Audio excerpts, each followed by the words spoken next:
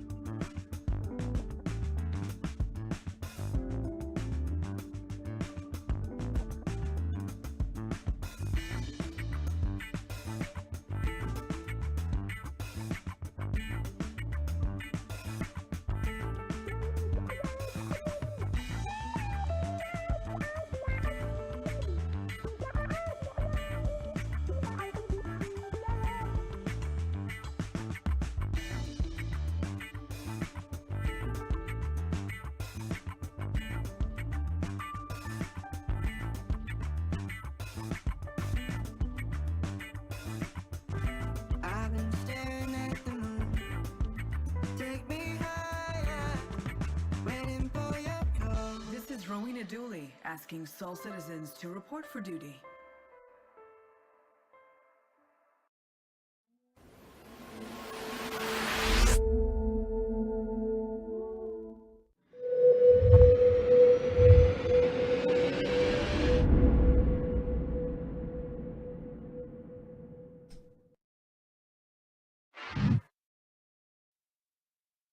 And greetings. Welcome back to the Soul Citizens. I'm GriffinGamingRPG, and welcome to another Sunday, February the 26th. I get my days together here. 6/26. Yeah, we're back again, and we've got a wonderful panel of guests joining myself and fastcart, who is directly on my right. How are you, FC? I'm doing well, thank you. I'm warm. I got my heater and I'm stayed warm this cold nor'easter, so I'm happy. Yeah, you guys have been catching it on the East Coast this year. It has been dodging us in Chicago, the Midwest, and going straight to you guys, and we're happy to send it to you. So enjoy the cold. All I gotta say, is stop doing that. We love to share the cold. Sharing is giving. So no, accept some of it from us, please. Well, you can have it. Well, listen, we're welcoming back some good friends of our show. We just recently had DigitalMaster, who's joining us today. He is rebranding himself. He has dropped his numbers, made it real easy for us, so we don't get zip codes and area codes in there. It's now officially DigitalMaster. How are you, man? Yes, I'm good. How about you? Good. You've been traveling the circuit, man. I think I saw you on Paul's show. And did you do Space Tomato yet? I was on Space Tomato I said, boy, oh boy, this brother done popped up all over. I'm glad we got him when we got him. Man, I guess we could say fastcart, we got him when we knew him, right? Before he blew up and got famous, right? I know. I'm just grateful, man. You all are just wonderful, so I appreciate you all. Thank you. We're glad to have you back. And of course, we're welcoming back a good old friend of ours, well known in the community, Starjump Grim. How are you, Grim? I'm doing good. Old, the operable word. The dread coming in. I appreciate you having me back. I always enjoy coming on here and talking spaceships. So. Yeah, we're happy to have you. You know, it's funny you say that. There's 3 gray beards. I don't think DigitalMaster has gone gray yet. So he's the one you got. It's almost starting to come in. It's starting to come in. Okay, all right. There's a lot of wisdom in this room. There you go.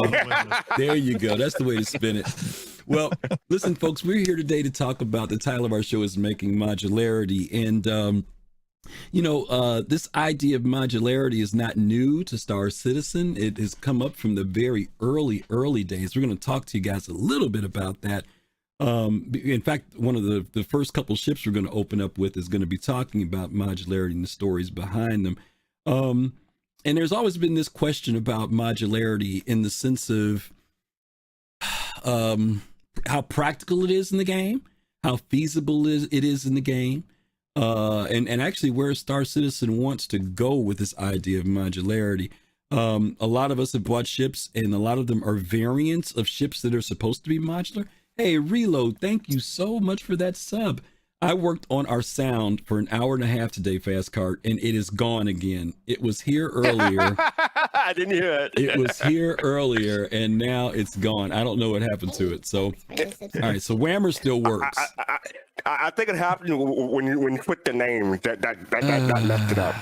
It's so aggravating. I don't know what's going on with this audio trigger. Okay. Well, anyway, so we're going to be talking about this aspect of the variance versus modularity too. So we've got a lot of ships to cover. In fact, there are a tremendous amount of ships that are going to be shown in this show. Maybe some of these ships you may not even know are considered ships that were modular in Star Citizen. But again, I want to share a little bit of history. One of the things before the show started too, I talked to the guys about was dealing with this idea of interior versus exterior form and function. So Grim, since you were the last one I went to, I'm going to go to you on this a little bit here. Your thoughts about, some ships like, for example, the Galaxy, which just recently was announced, having these 3 modular bays. There's no real exterior definition. There's nothing that would show somebody from the outside how that ship is configured, right? In the way they've designed it right now. Not to our knowledge. Now we know that the refining module has some sort of access point going through the floor to be able to pull the material up, but those doors still may be there on the other variants, maybe just don't open or whatever. But yeah, I mean, obviously that's a big difference between internal and external configuration changes. There's some tech issues that go along with that, and a lot of those tech issues. Got a new subscription? Yeah, that was Whammers talking there. Yeah, thank you, Will C. Thank you for that in Reload. Go ahead. Yeah, just feel free to talk over Whammer. Yeah, don't pay attention to Whammer. He doesn't get his feelings don't get hurt. But some of the tech issues there are, I think, a lot of the stuff we're seeing them deal with and from what we know, solve with the Hull C, which are physics grids changing and stuff, and in regards to ships, things like their collision boxes and all the stuff that goes along with that, re-entry effects and all that with ships that are changing shape. We know they've been working on that for a long time. So I think that's probably the biggest difference from a tech standpoint. But yeah, I personally love seeing that reflected a little bit in the outside, the exterior, even if it is a fully interior module change. I love seeing some reflection of that on the outside, just to give you some sort of hint. Yeah. But I think through scanning, we may be able to pull some additional data in the future on what type of galaxy or whatever that we're dealing with. Yeah. DM, I'm going to DigitalMaster. I'm going to call you DM today so I can make it real short. I want to kind of piggyback off of what Grim just said. As far as from a tactical standpoint, are there benefits, right, to a ship that doesn't necessarily show its insides per se? When in other words, you have to scan it, right? Maybe it's a cargo ship. You might say, hey, I want to scan it because for piracy. But if it's a refining ship or a medical ship, maybe, you know what I mean? Maybe I'm not worrying about stopping that ship, right? So what do you think about that when ships kind of on the external kind of show their cards or show their hand to prospective people that might be looking to target it? Yeah, it's a tactical thing, especially when you start to think about organizations and, being strategic with your movements. That factors in, like seconds will matter, as far as, when you're traveling with a lot of valuable cargo on board, and, you may want that extra second guessing from your would-be attackers or what have you, so many different approaches to that. But, for me, I don't think it matters so much to not have, a different exterior, but at the end of the day, I personally think it would be a little cool addition, but, I don't think there's any rule to that. Personally, yeah. I think to go along with that, I think the biggest worry for me would be if a ship had an internal change that affected its intentions. So let's say if one of the Galaxy's modules was some sort of combat module that gave it a lot more ammunition and other things, whatever the case may be, and you can't tell from the exterior if you're dealing with the upgunned galaxy versus the medical galaxy, and let's say you take it as a threat and target the medical galaxy, but that also may be cool gameplay, I don't know, but that's the only thing I could see being a little, again, that could be solved maybe through scanning, but just kind of an interesting thing to think about. FC, you were around back in the day when we started getting quote unquote variants.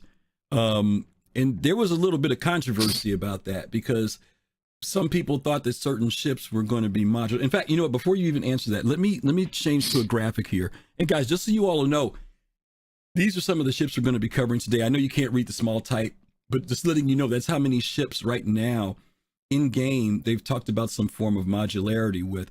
The only ship that's on that list that I don't have down, I think, is the Freelancer. I want to say it's the Dur, because I think there was supposed to be some weird stuff with the science package inside of that ship. That's the only ship I'm not covering because I didn't have a lot of data on it. And maybe the Javelin, I think, but the Javelin's kind of a big that's wild card. Yeah, I was going to say that's a big freaking question mark when it comes to that thing. Yeah.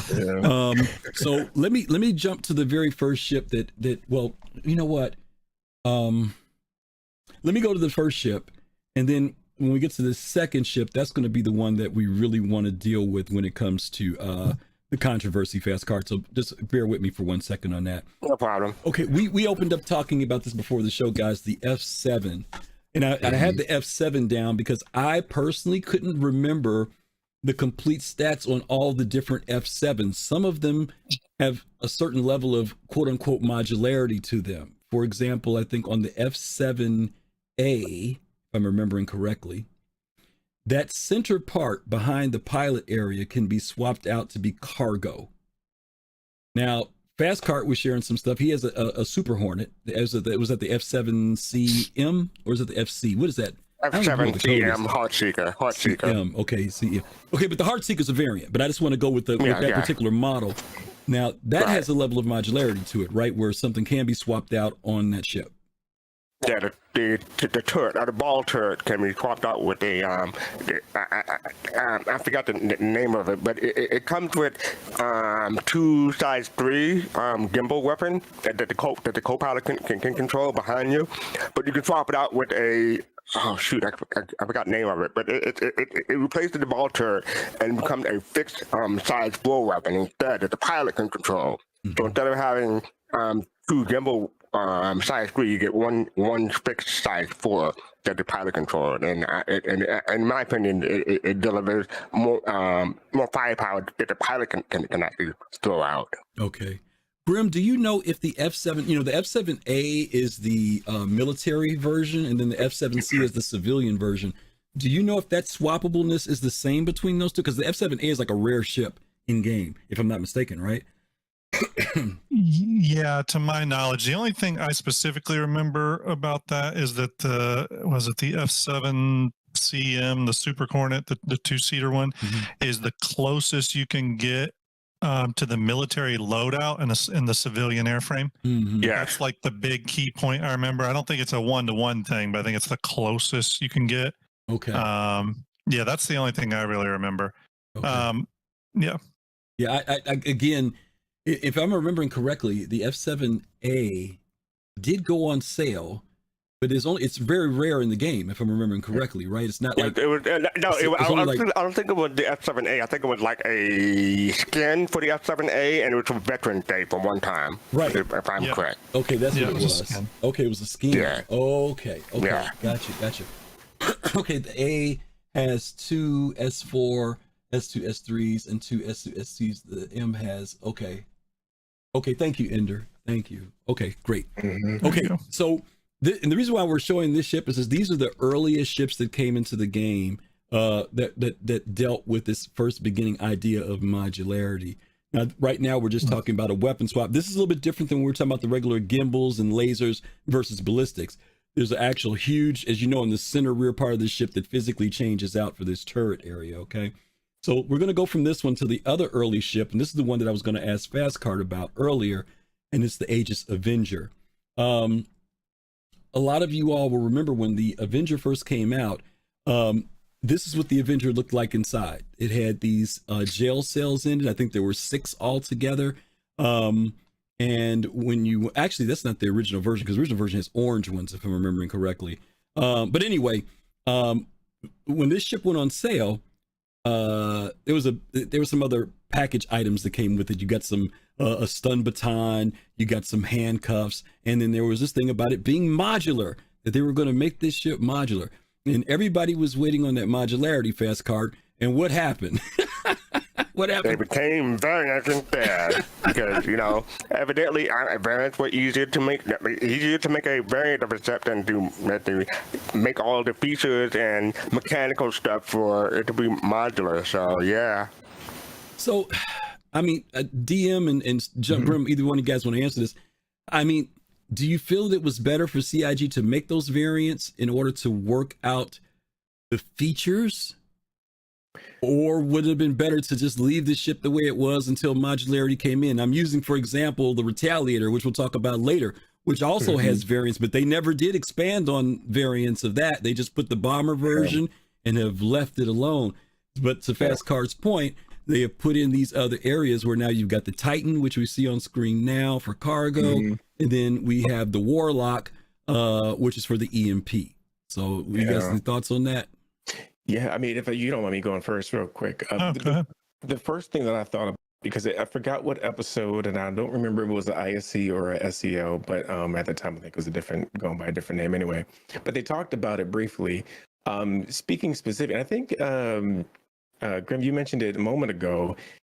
It's the technology behind it, because you got the containers, right, within each of these ships. When you physically move from space to within the ship, the oxygen or what have you would change, or just the container itself, period, right? Just from a technological standpoint. But even think about going forward too, they're bringing in resource management.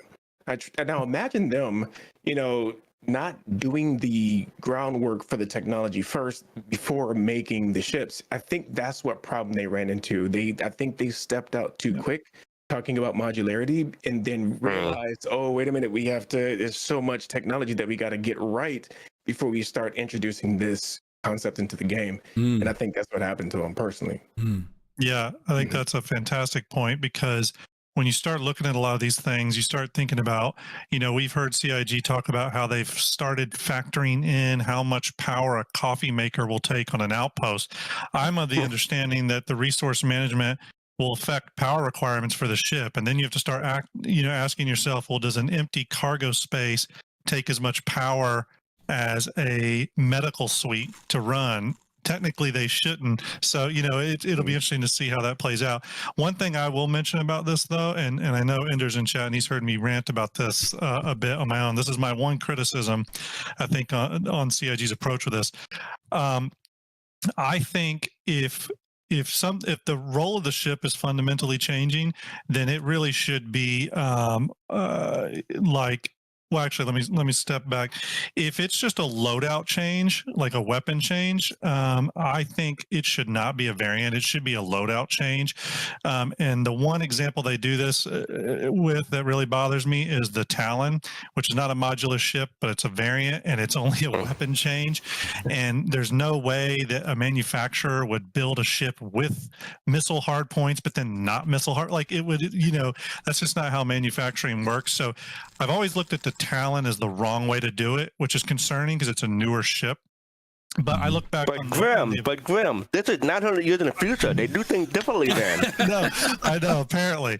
But I actually look at the Avenger as the right way to do, to do modularity. But also, it doesn't necessarily bother me that they're variants. Like, I never looked at it as something that was a ball they dropped. I think this could go forward as just a legacy thing. I think in the future, though, going forward with what DM said about resource management and the fact that we know they're finally getting into persistent entity streaming and persistence in that regard, I think we're going to start to see them redefine modularity a little bit. And so it's going to be interesting, I think, over the next maybe 18 months to see how they redefine that, because I think PS is going to play a big role in that. For the subscription. Yeah, I'm curious too. And this is a predicament question I put to the panel before the show as well. And that is, since CIG has put out these 3 variants of the Avenger, will they at some point still make it modular? And if they did, let's say they said $15 for a jail cell. Now, I went and bought three Avengers, right? Because I like the Avenger and I wanted all that modularity. I've spent $150. But if I had waited, I'd only have to pay $30 and get all my modules. I mean, is that going to be a problem, or am I going to feel satisfied? Am I going to say, hey, I've got 3 full-size ships though, and I can place them in different places of the universe, you know, versus dealing with the modules. I mean, how do you guys feel about that? Do you think they'll just leave it as variants and that's it? For me, I wouldn't pay $30 for a module, but not for an Avenger. Like I paid like $125 for the Endeavor, but that's way bigger than the Avenger. I would personally wait until you can purchase them in game. But that's me for the Avenger.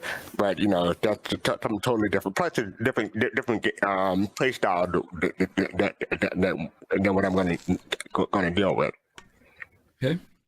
Yeah, I think if they were going to kind of switch it, like get them off the variant line, then the only way they could, from a past customer service standpoint, they just need to give everyone who owns any Avenger all modules, and then just start fresh. That would do it, right? It doesn't cost them nothing. It is a done deal. The master kit. The master kit. No, I think that would be the fix. I agree 100%. Nobody's going to be mad about that, right? I agree 100% DM said, too. yep.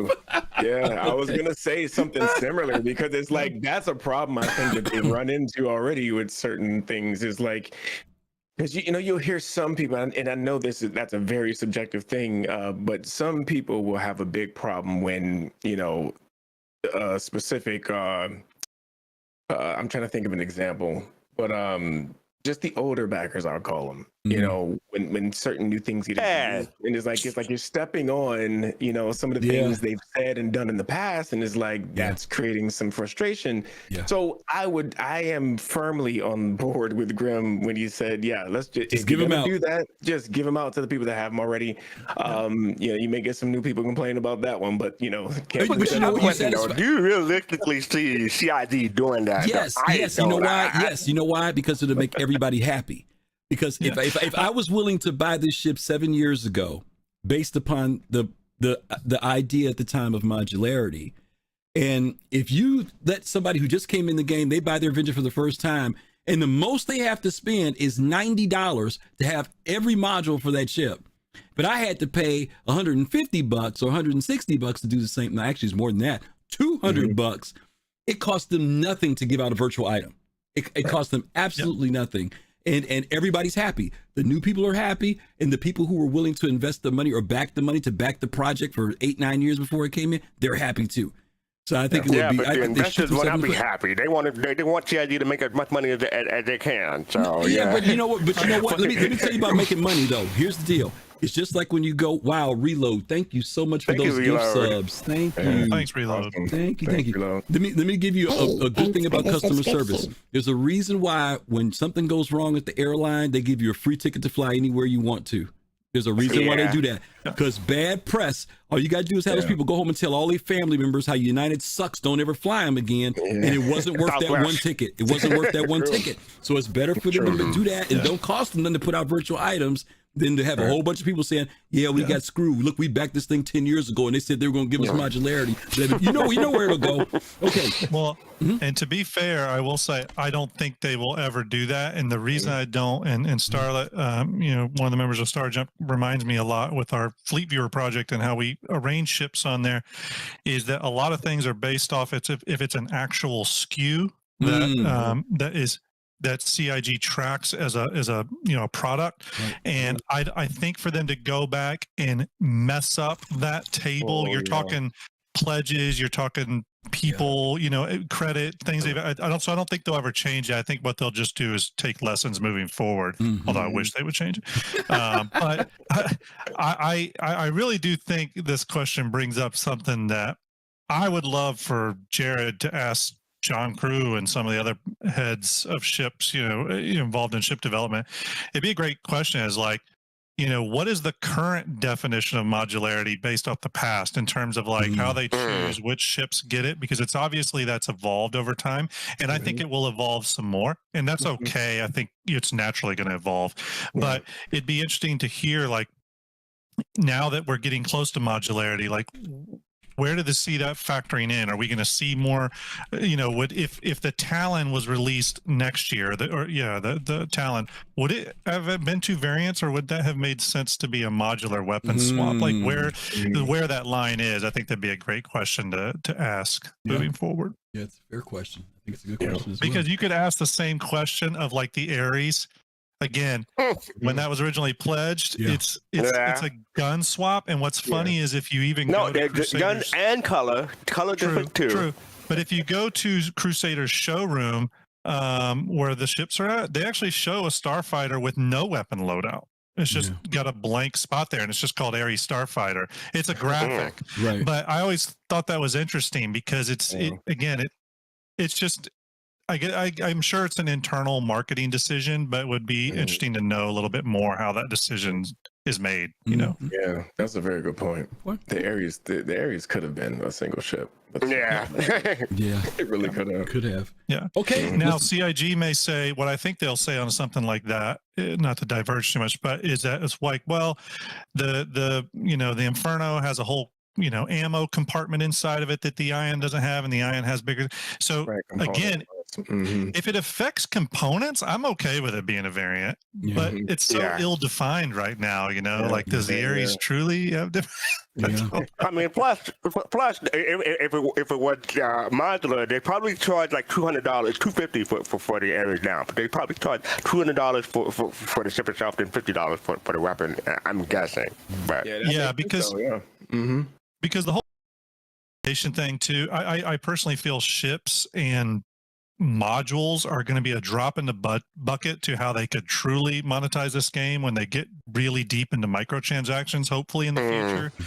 That's where they're going to make tons of money because people will shell out $5 for a set of concierge coffee mugs for their digital hab inside, Art Corp.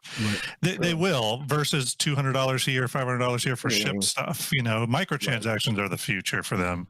I agree with that. All right, well, let's go on to our next ship, the Drake Caterpillar. Different aspects of modularity here, right? Pardon me. As many of you all know, the command module on this ship separates from the freight cargo side of it, or modular side of it. I could actually say that you could leave your the modular part in space, or you could leave it on a moon surface or planet surface, and you could use the command module as a shuttle or as escape route if necessary.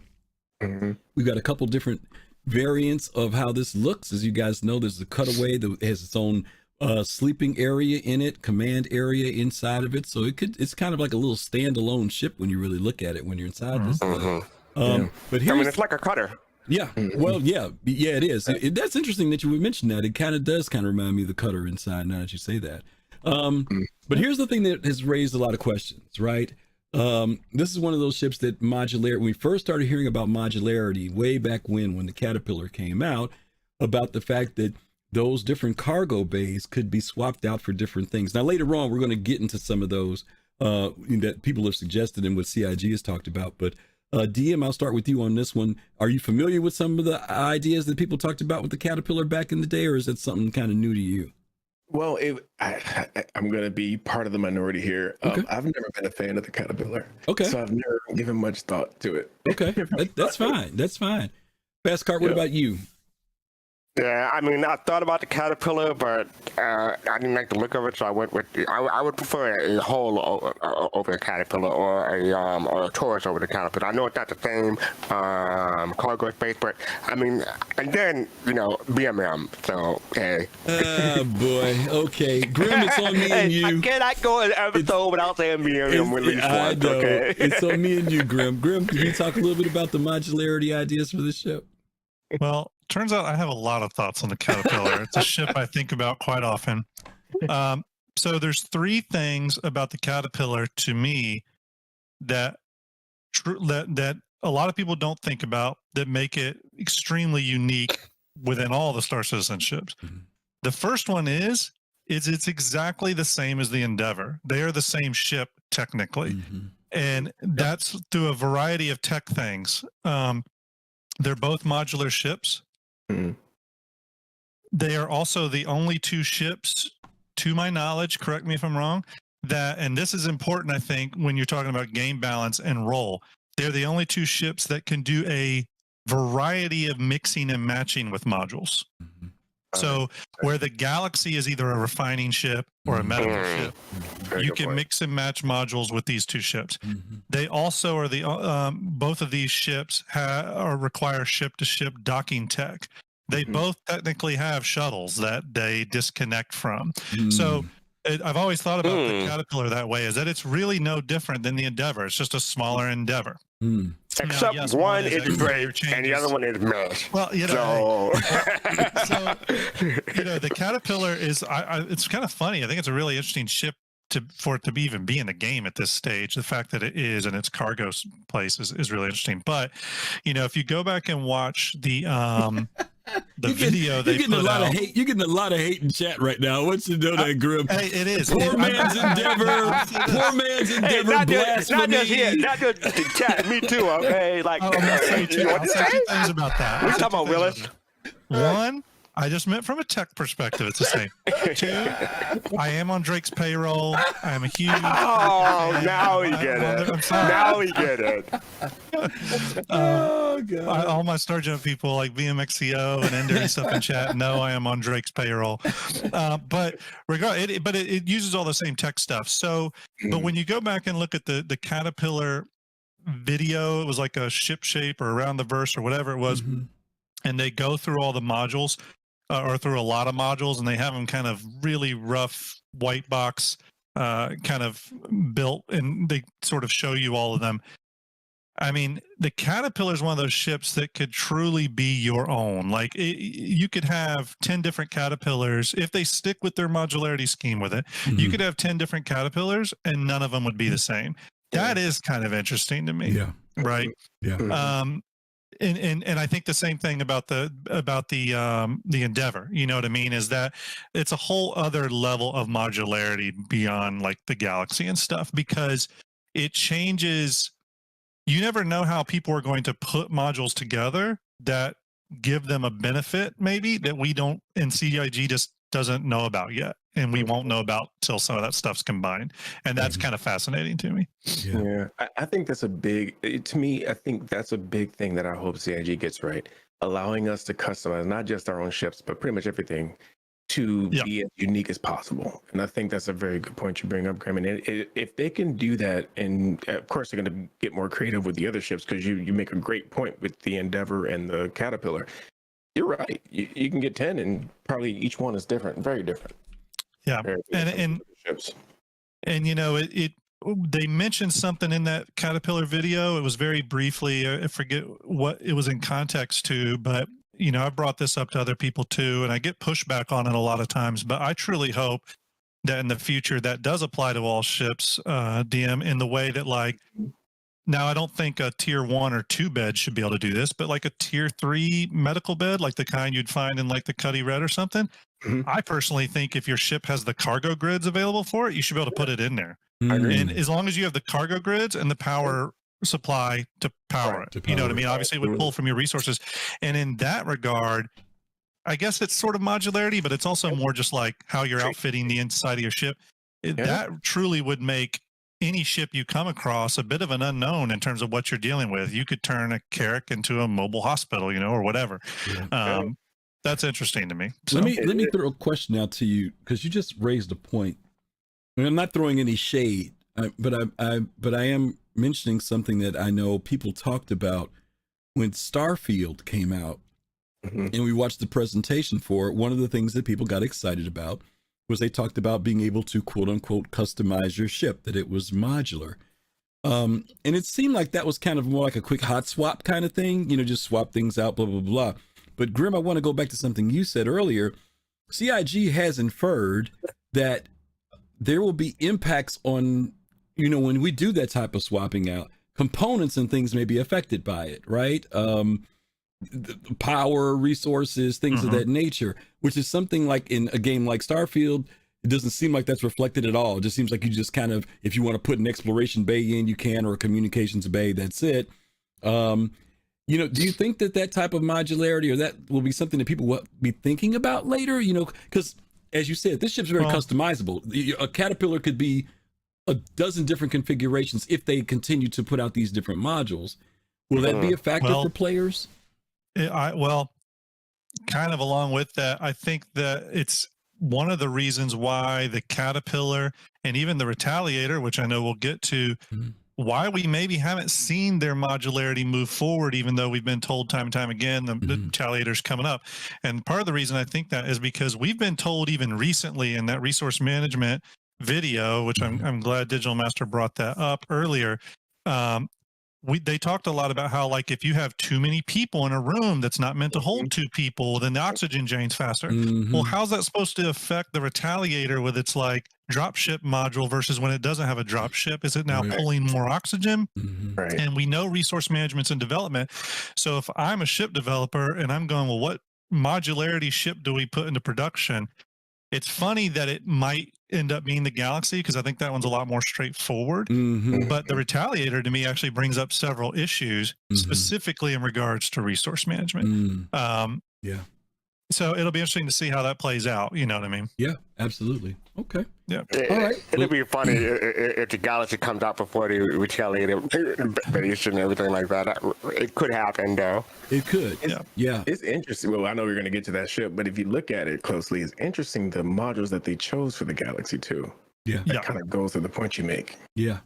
Makes it make much more sense to me, actually. Okay. All right. Well, you brought the Retaliator. Let's go there. Some of you may or may not know that the Retaliator that we currently have the bomber version or the bomber configuration in the game, but the Retaliator itself, when it was first announced, was announced of having modularity to it, and we don't see the modules go on sale very often. In fact, I haven't seen them go on sale in quite a while. And I know I had to hunt mine down. I have all of the modules for it. But what they do sell is either the bomber version or the base version. If you buy the base, you get the bomber stuff included in it, because there is no base one. There is no ship that doesn't have anything in the middle. But the different configurations that we are familiar with are, as you guys hear, this is the rear torpedo bay with 2 torpedoes in it. There's a forward torpedo bay that has 4 torpedoes in it. Right there doesn't show them, but that has 4 there. The modules that you may not be aware of is that there is a forward living room that is designed to be in the ship. Other than that, there's also a rear living area that's designed for this ship as well. Interestingly enough, I remember when this came out, people talked about using the Retaliator for VIP transport, believe it or not. Okay. And then last but not least, a couple more areas. There is a forward cargo bay that is designed for this ship. There is also a rear cargo bay designed for this ship. And as Grim mentioned, one of the areas that a lot of people were anticipating and excited about was a drop bay area on this ship that goes in the forward section of this ship. So let me go with Grim this time first on this one. You got any thoughts about the Retaliator, this whole modularity thing of it? Odd. This ship has the oddest modules I've ever seen. I don't understand them. To me, I do look at the ship specifically as a long range bomber torpedo ship. So I think any module in service of that is interesting. I can even buy the habitation modules just because you can kind of RP that, or maybe flying across a big system, because I do forward think with these modules to, like, let's take Nyx, that's like 29 AU or something. It's huge. Yeah. Habitation will probably start to come in. We also know actor status tier 2 is currently being worked on the progress tracker, which is going to be hygiene and all these other things. So habitation may become a bigger player. But when you take a ship that's a bomber and then throw a drop ship module in it, it makes no real sense to me. It's even from just a targeting standpoint. And what I mean by that is, if I'm in a combat scenario and I see a Retaliator coming in, I'm tasking ships to take that thing out, because I know it has those big torpedoes in it. And if that thing's got a whole drop ship load of people in it, I don't want to be one of those soldiers aboard the biggest target in the verse, Right.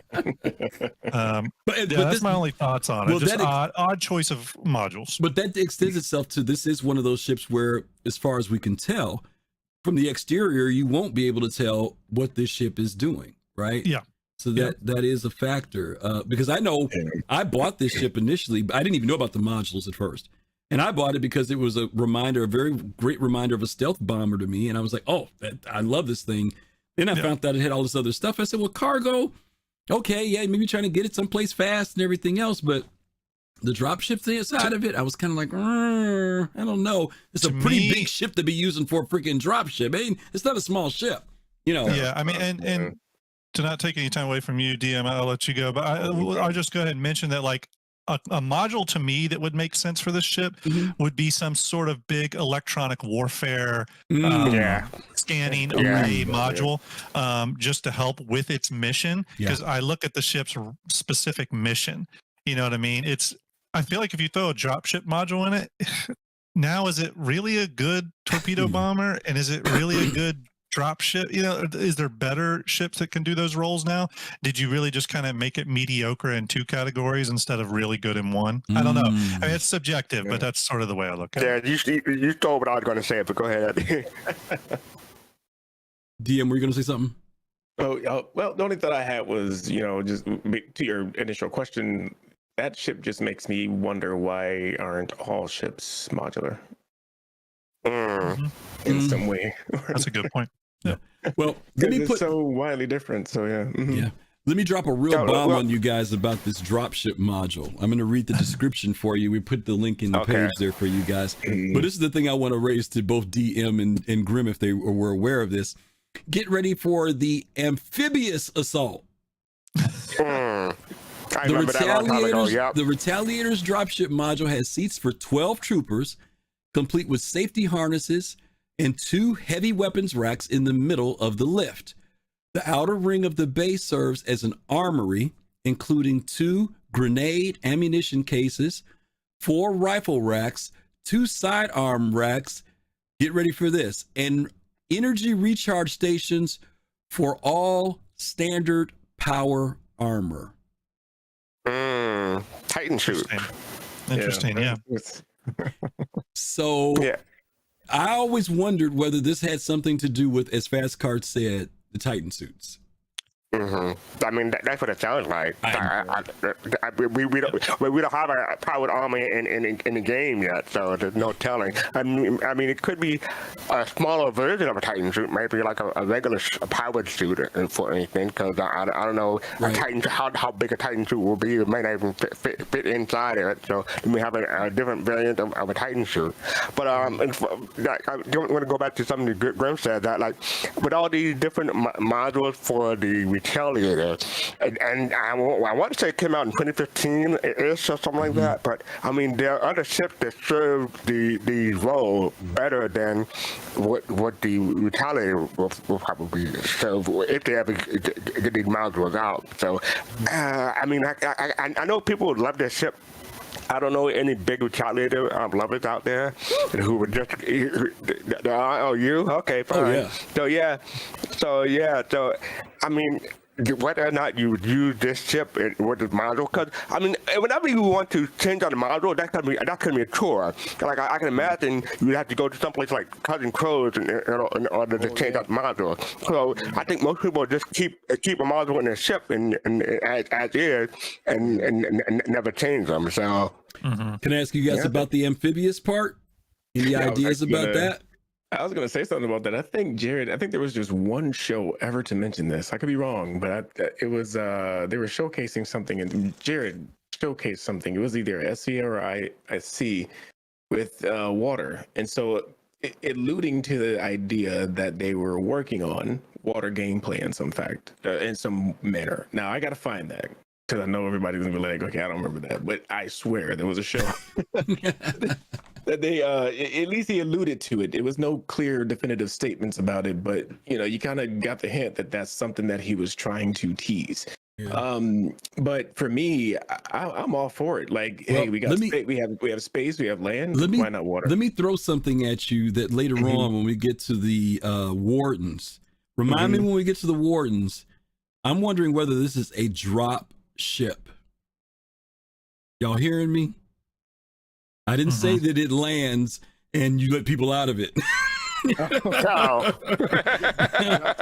Okay, so we'll come back to that later. All right, but I'm really wondering if there's something more to this module than what we've heard so far. Okay, All right. So that's our Retaliator. I will say real quick, I Mhm. think a little bit of the Retaliators modules are a product for when it came out.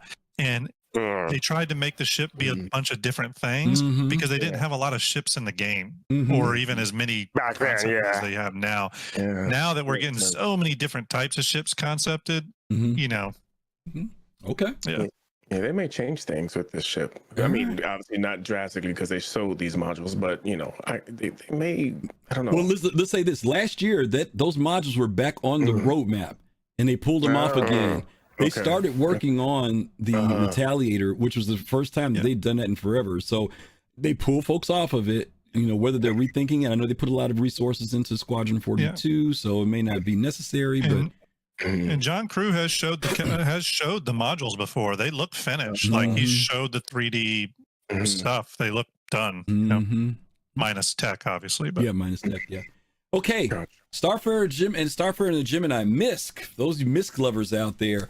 Is there modularity to this ship? Believe it or not, there actually is. I know some people be like, "Are you kidding me?"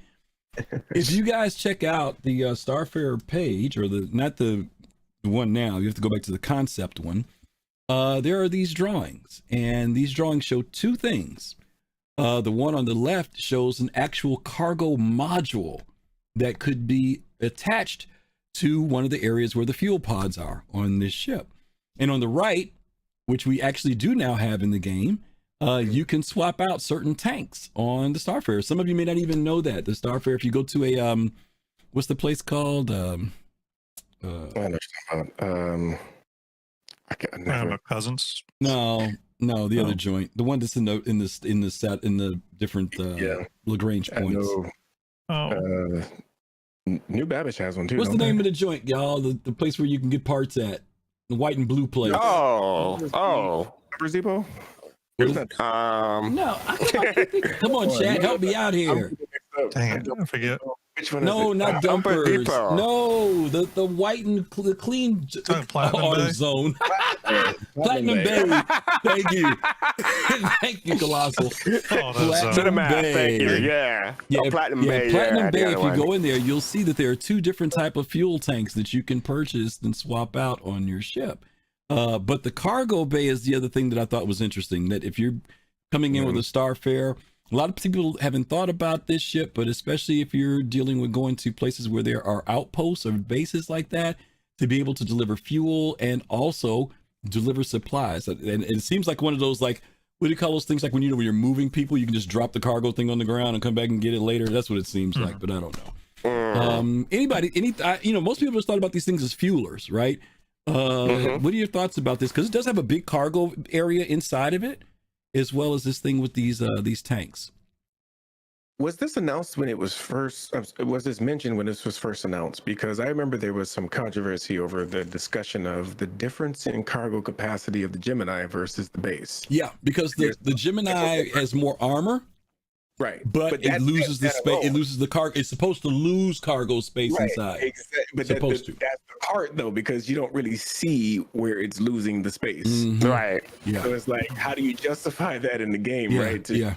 Okay, well, it has this much armor, so the interior should then look different. Because how are you going to tell me the base can hold this amount of cargo, but this It still looks the same in that cargo area. Yeah. Grim, you got any thoughts about that as far as the design on that interior cargo area? So interior cargo area, no, other than no, not particularly. I will say specifically though, in regards to these Starfare sketches up here, where it's showing that cargo bay attached on the outside where the tanks would normally be. As a Pioneer owner, I think about this a lot, and one of the things, I'm going to diverge just for a second, but we'll go right back to the Starfare. Sure. When the Pioneer Q&A came out, or one of the videos associated with the Pioneer, they were asked, does the Pioneer build things other than the player habs? Meaning, like, can it build, fuel tanks and stuff like that. And it was pointed out that no, it cannot. Those are actually components you will need to bring separately. Think like turrets, stuff like that. You'll need to bring that separately. The Pioneer doesn't manufacture those. That could have changed, but that's how it was originally concepted. When I think of ships like the Argo, MPUV and all that, with the Starfare, the Carrack is another one. I'll talk about those when we get those ships. I would love if these module things were stuff that could be dropped planet side. So for example, that related to the role of the ship. So for example, it'd be great if the Starfare had fuel tanks that it could literally drop off at an outpost, say, hey, here's your propane fuel or whatever you're using for this month, and I'll come back and pick this up and switch it out with a full tank, in a week.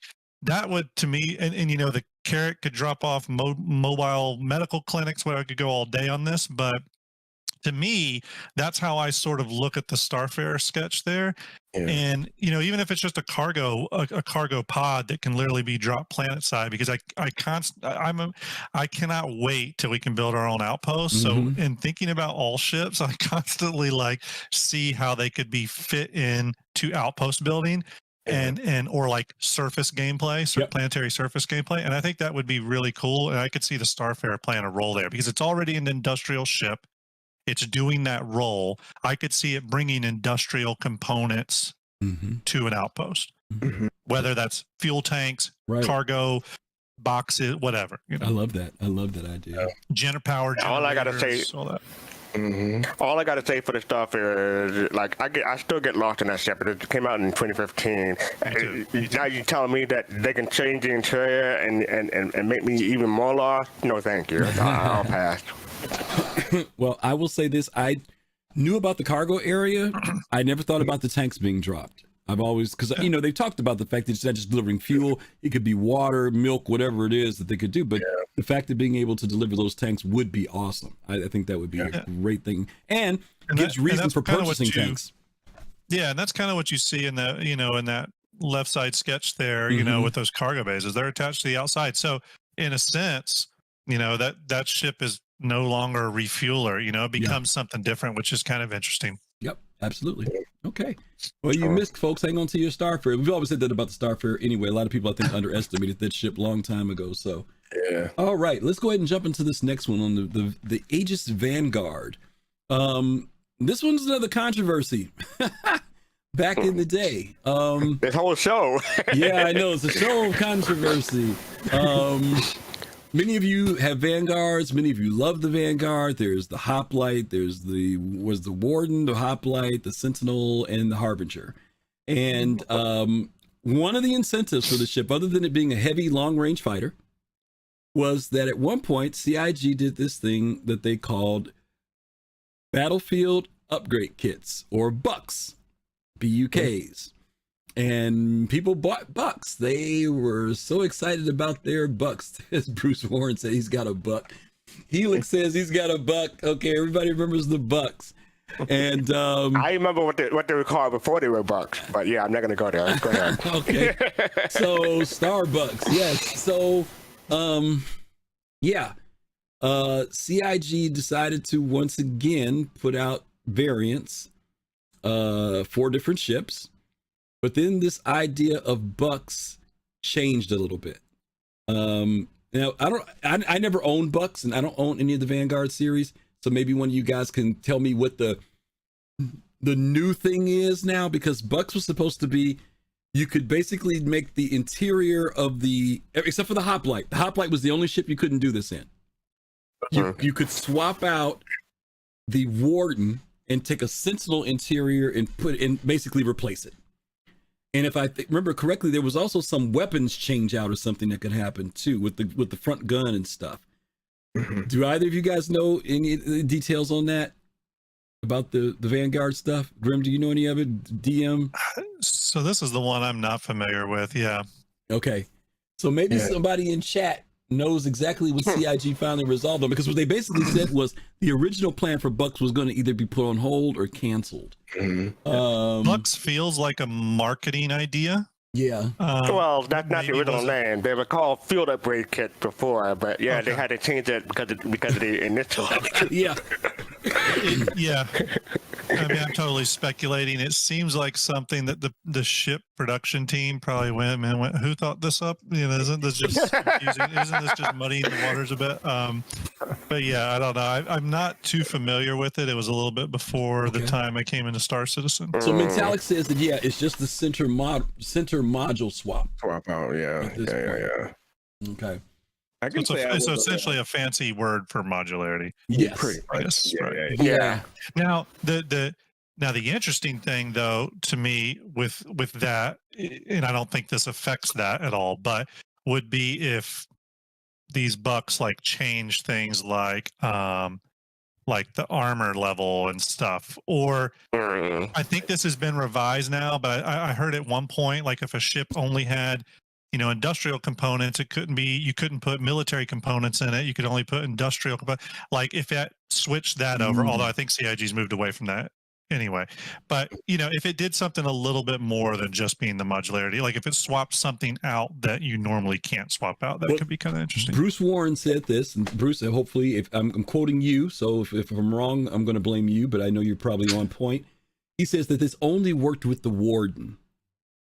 So the Warden was the only one that you could turn into a Harbinger interior or a Sentinel interior. I don't remember. He's probably right. I don't remember. He's probably right, because I don't own it. So, but I know that was the issue, that you could swap it out. Now, this is the thing I found that was interesting, which takes us back to the point I mentioned about the Retaliator. This was another graphic. They actually had a thing called an AirPod. Don't know what the heck it was. I think this is official, CIG official, if I'm not mistaken. I've been trying to dig it up all week and trying to follow it out. But my point is, that's something that's being dropped. And that takes me back to what I was telling you guys about the Retaliator dropship module. Whether or not that was something that literally you drop and go and leave behind, or maybe it is something that people just get out of it and come down the stairs and leave. I don't know. But to your point, Grim, when you were talking about the Starfarer being able to create these cargo models that we actually drop down and leave on the ground, I am curious to see whether or not CIG will use that type of mechanic. And I wasn't even thinking about it other than that one cargo pod, but you mentioned the fuel pods as well. If CIG would do something like that, first of all, it does do something from an economic standpoint in the game, so that, you know, if I'm dropping off fuel pods, you know, when I go back to Platinum Bay, I need to buy some new ones, right? Or rent them, or whatever the case may be, or trade them, whatever the case may be when needed. I really hope that's the case. Like, I really hope they go that direction. The good news is they have set some precedent for it, although it's still pretty vague.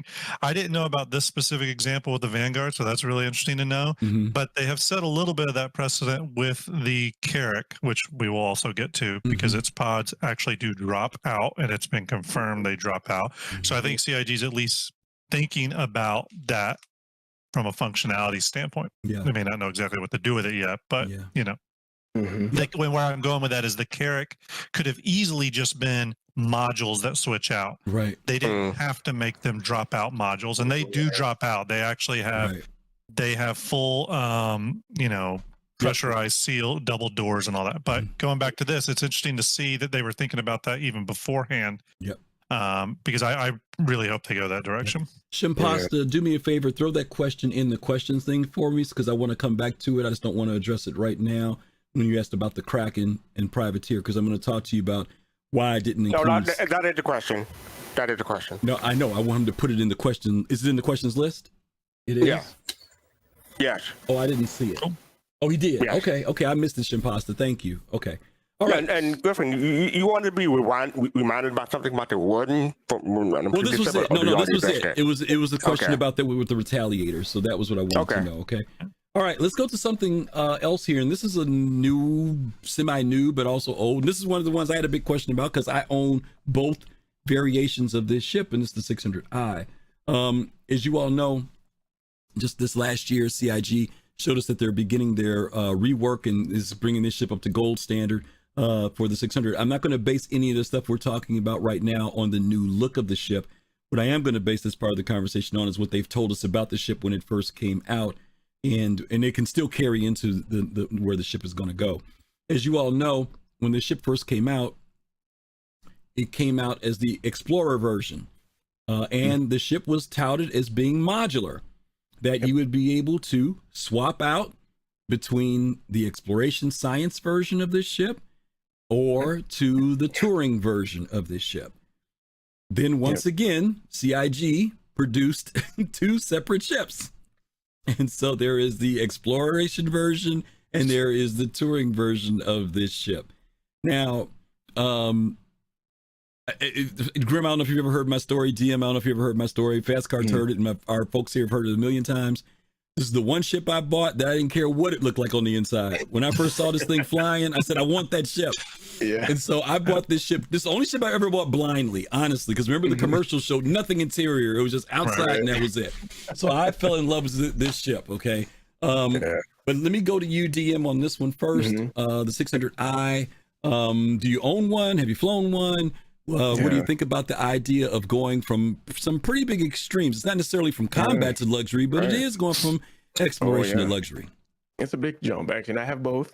I'm like you on that one. I love Origin. I'm still an RSI first guy, but Origin is my second favorite manufacturer. But yeah. Oh no, another one. It's all right. You're in good company, brother. Keep going. But yeah, I have both of them, and at the time that they released this, I was on the fence because I only wanted.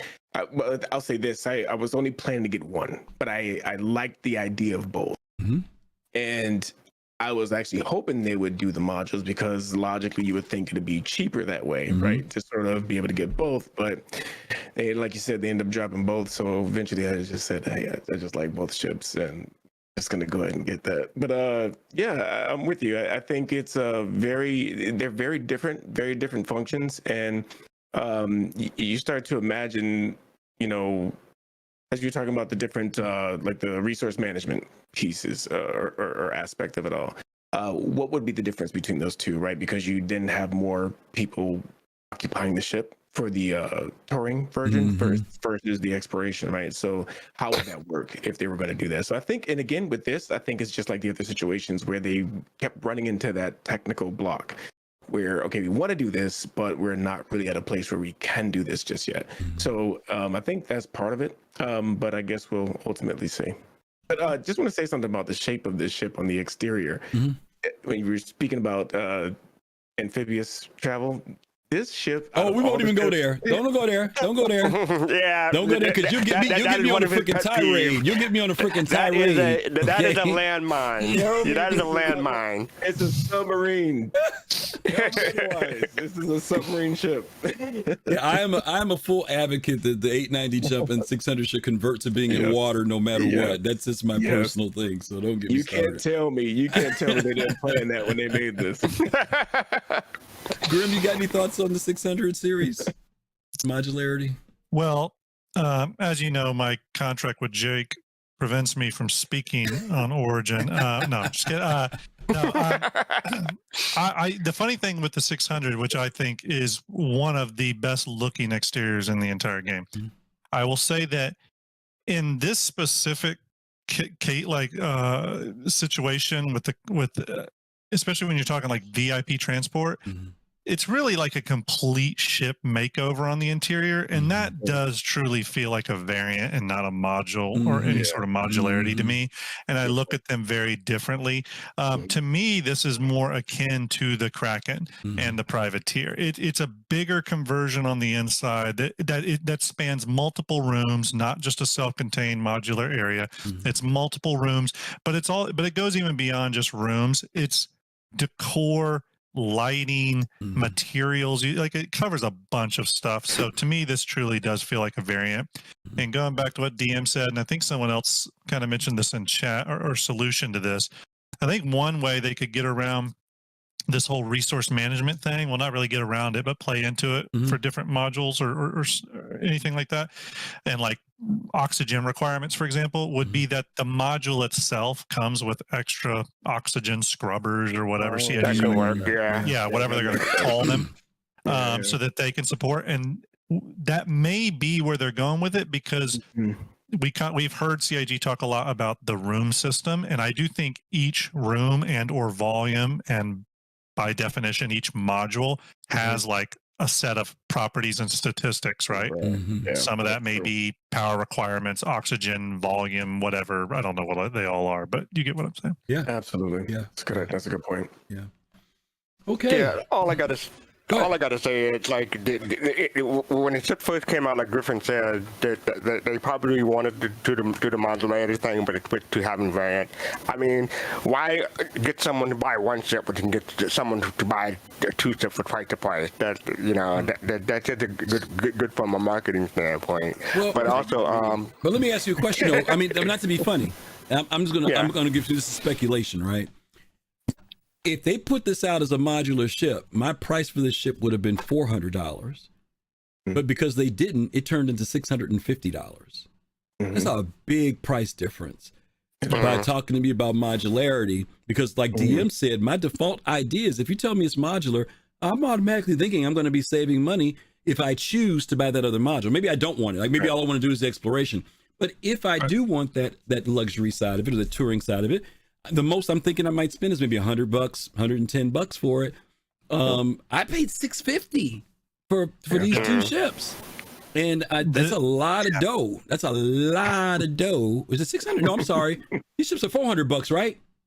Now they are. When they first came out. They were like they were 350, cheaper. 3 and 350, They something were like cheaper that. when you got them. Yeah, they were like 3 and 350, or 3 and 325. So, that's why I wrestle with this modularity thing. If they're going to deliver on that, if they're going to deliver on it, I know it's a hard pill to swallow, but I hope they do tell people, here's your module, right? Yeah. If you bought one, I'm a trash card, I'm telling you, they're gonna hear some static, and I don't like to give CIG too much static. I agree, but they're gonna hear some static if they don't drop those modules. But I agree with Grim when he said that they seem to be moving away from the modularity, and at least for the 600 when you look at the concept. They're not moving away from modularity. They're introducing modularity. They started working on the Retaliator last year. Then they dropped the Galaxy. No, I'm talking about for the 600. For the 600, with the gold standard and the concept, they seem to be. They look like to me they're moving away from it. That could be. I'm just. I don't know, man. I'm just not happy about it. I think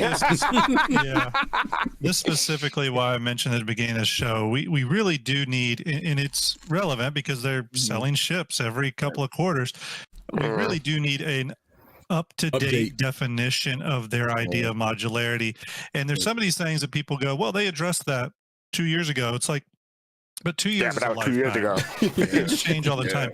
Some of these systems we need updates on. We do. Yeah, we do. And I think anything that involves real money transactions, i.e., these pledging for ships, we should have the best information possible about, what their goal for modularity is, because it's sometimes strange to buy a ship with the hope. For example, the Galaxy is an interesting thing because even on its page, it listed its 3 modules, but then very pointedly said and more modules. I mean, I know we're going to get to it, but I think this Jake, this is before he worked for CIG, said that the Endeavor had like 21 modules, but we only know about like half of them so far. But no, I totally agree with that statement, because when you're dealing with the real money part, you have to take that into effect. The information has to be super clear.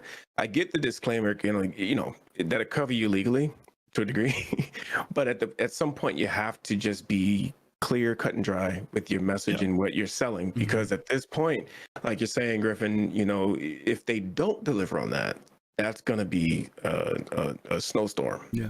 It's just, for some people, it really is a selling point. For some people, they don't care. Absolutely. But for some people, it is a selling point. And why they can't address every single possible module that may or may not happen, because I'm sure they don't know.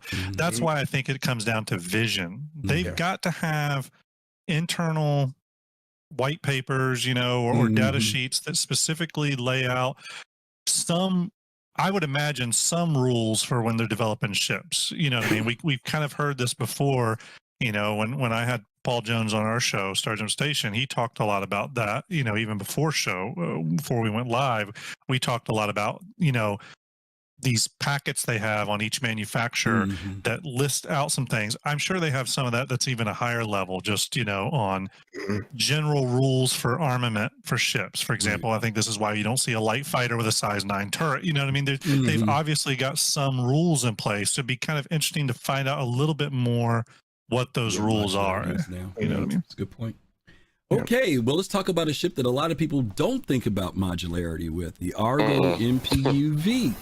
And maybe it is because when these ships come out, this particular ship came out with both variants at the same time, and a lot of people don't know that this ship, in lore, is designed to be a multi-utility vehicle. It's not locked to any one particular thing. So right now we've got the cargo variant, which you see here. And then we also have the personnel variant. And I think the first time we saw this was in the Murray, what was it called? The Murray tour? It was the guy's Morrow tour. Yeah, the Morrow tour. Yeah. It was the first time we saw this being used. And whenever you really see this and CIG breaks it out, it's usually when the Idris is around, because this comes with the Idris. Yeah. But one of the things that people don't know is that the center section of the ship is designed to come out. And they're supposed to have these different modular pieces for this ship, which makes it pretty valuable. A lot of people base the value on ships on whether it has a quantum drive in it. And I think that that's a mistake. I think that some of these ships are going to be ships that are going to be workhorses in the verse, this being one of them. Grim, I'll go to you first on this, talking about this particular ship, the MPUV. Yeah, 100% should not be a variant. This is a modular ship.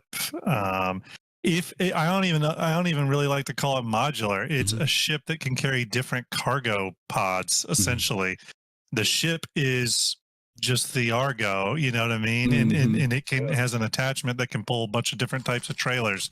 That's kind of how I look at it. So again, though, they've already kind of gone down a road with this ship, but so from a SKU perspective, I don't see it changing. But I would hope going forward that any sort of ship like this is, considered modular. Yeah. Okay. Or loadout. I mean, in many, I guess you could call it modular, but with this ship, it's really just ship to ship docking with another thing, you know what I mean? So I don't even know if I consider it modular. DM, any thoughts? It's fully modeled that way too. Like comparing it to, for example, the Avenger, like you can't really see where the module fits in to the Avenger. You know what I mean? Where you would detach, like what you would detach. Of course, you know mentally that it would be like the cargo area, but like from an exterior point, you don't really see the connection, right? But with this ship, it's very clear. So it's like they already have this built out in a way that is pretty official. So I don't think there's a guess. Like Grim is saying, it's pretty clearly its own ship. It's the MPUV, and then you can attach these different pods to it. Yeah. So, FC, you got one of these? I didn't. No, I don't have one because I think we already used those for the LTI tokens a while ago. But I will say, I think these ships are overrated. They should not have won Best in Show. Yes, I'm still bitter about that. They should not have won Best in Show. But Griffin, you said something interesting. You said at the beginning of the introduction for this that people don't know that these are multi-purpose utility vehicles. What do people think the MPV stands for? Right. I'm not sure. I'm not sure that people know. I mean, I think sometimes they base it around what we have in our hand right now, and maybe if Idris was in the game and you saw this thing moving stuff back and forth in it, and maybe people would see it beyond that. Or like I said, if the full function of the ship was in place. But right now, for most people, I've role played with people with this ship. I remember back in the day, Colossal and a bunch of us would like be at Port O. And we know how like you used to spawn and you'd spawn at different places at Port O back in the day. Like you were either on the A deck or the B deck or C.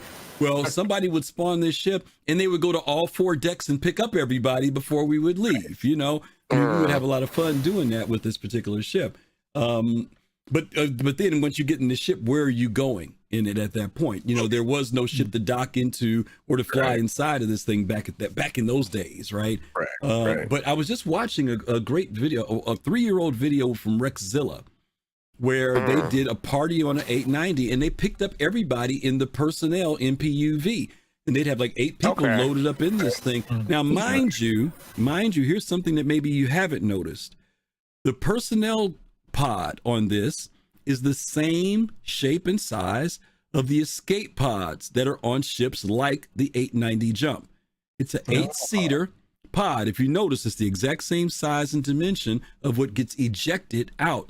So whether this ship becomes the retrieval ship for, escape pods later on, when you arrive in a bigger ship, there's a lot of functionality that we can see later on where this thing will, again, people maybe underestimate it, but they don't realize this will be a very flexible ship later on in the game. 100%, yeah. Sure. Yeah, but the fact remains, this should not have won best in show. I'm going to die on that hill. All right, let's go on. RSI, we're getting ready to hit the RSI family of ships. This one here, the Apollo. I know we think about modularity, we think of a lot of larger scale things with the ships, but this one has some modularity to it in its medical bays. Those of you who are into the medical profession, you guys already know this, but this ship has 6 medical beds in it. And CIG has told us that these beds can be swapped out. I think they're all tier 1 beds, and they could be swapped out to tier 2, or they're all tier 2 beds. I forget. But in order to get a tier 3 bed, which is am I doing it right? I always get this reversed. Tier 3 Tier 1 is the best. Tier 3 is the worst. Yeah. Is that right, chat? Because chat always has to correct us every week when we do this, because we always get it in reverse. Okay. Yeah. Tier 1 is the best. We're sure about that, right? That's a hospital. Tier 1 is a hospital. Is that correct? 90% sure. Okay. Yes, all right. Sure. Okay. So you can swap out beds. So that's the difference with this. You can't have 6 tier 1s in it, if I'm not mistaken. Right. You can't. I think you have. Is it? Oh, right. You can only have 2, right? Only 2. One on each. Right. One on each side, right? Yep, so you have to lose 3 beds in order to get a tier 1 bed in there. Okay. But that is the modularity aspect to this particular ship. DM, any thoughts on the Apollo? Yeah, I like it. I think that's a good idea for that ship because, it's funny. I really enjoy the medical gameplay, even as it is in the game right now in tier 0, tier 1. And I think it's a lot of fun as a game loop. And so to have a ship like this where you can, depending on the size of your organization or whatever, operation you're about to go on, you can fit this ship to fit that goal specifically, and I think that's awesome. Like you said, you can have the 1 tier 1 or 2 tier 1s, 1 on each side. I think if it's a tier 2, you can have 2 in each, if I'm not mistaken, and 3 for the tier 3 size. So and then you can have, you can mix and match. You can have 3 on one side, 3 tier 3s on the one side, and 1 tier 1 on the left. And so you can mix and match depending on what you needed to do. And I think that's just a great start as far as interior modularity goes for a dedicated ship, because this is actually a dedicated ship. So modularity within a dedication or a career dedication, I'll say. So I think that's really cool. Thank you, Colossal, for that well-briefed definition. Thank you very much for tier 3, tier 2, and tier 1. Grim, if I remember correctly, in your RSI video, you've got Apollo in there, right? Is that the Apollo in your video or no? No, do I have it? I don't think I have it in any of maybe not the cinematics. It's it's definitely okay. I was hoping you were going to say yes, because I was say, how come you have it and we don't? But never mind now. Okay, so I won't say that now. Okay, but any thoughts about this one? Well, I think the internal modularity is really cool, and again, I hope that signals CIG's willingness to maybe let us put at least tier 3 beds in the cargo grids of other ships. Maybe there's some limitations built into that. I think that would be really cool. But I like where I'm going with that is I like the idea of internal modularity, whether it's a pinball machine or what do they call those sim pods or whatever, or a medical bed, hollow table, whatever. I like that. I hope they go all out with that. And I hope it's based off 2 things. I hope it's based off cargo grid being available, or cargo grid's wrong. Item port areas being available, and resource management, power supply working. And then just touching real quick on the Apollo's variant, because there's a triage and the medevac version. Again, to me, that makes sense as a variant, because the reason it's a variant, and I'm sure chat can correct me if I'm wrong, but one of them has a little bit heavier armor, but is slower. The other one's a little bit more lightly armored, but is faster. So that's stuff that kind of makes sense to be a variant. So I'm really happy with the approach they took on this ship. Yeah, absolutely. Yeah. And I was thinking they just did the same thing with the Pisces, where they made the C8R has shorter range, but has a little more speed. So yeah, you're having that type of variance. I like those nuances, and then hopefully in the future, if as not only as components really mature, but subcomponents, because remember, components are eventually going to have subcomponents. Hopefully component and subcomponent switching and manipulating allow us to adjust that and play with those ranges and numbers even a little bit more, because I love that they're doing that in ships, the C8R being the most recent example. So it just gives the ships a little bit extra personality. I think a lot of times they'll differentiate things just on, this one's got 2 extra guns on it or something, and that's okay.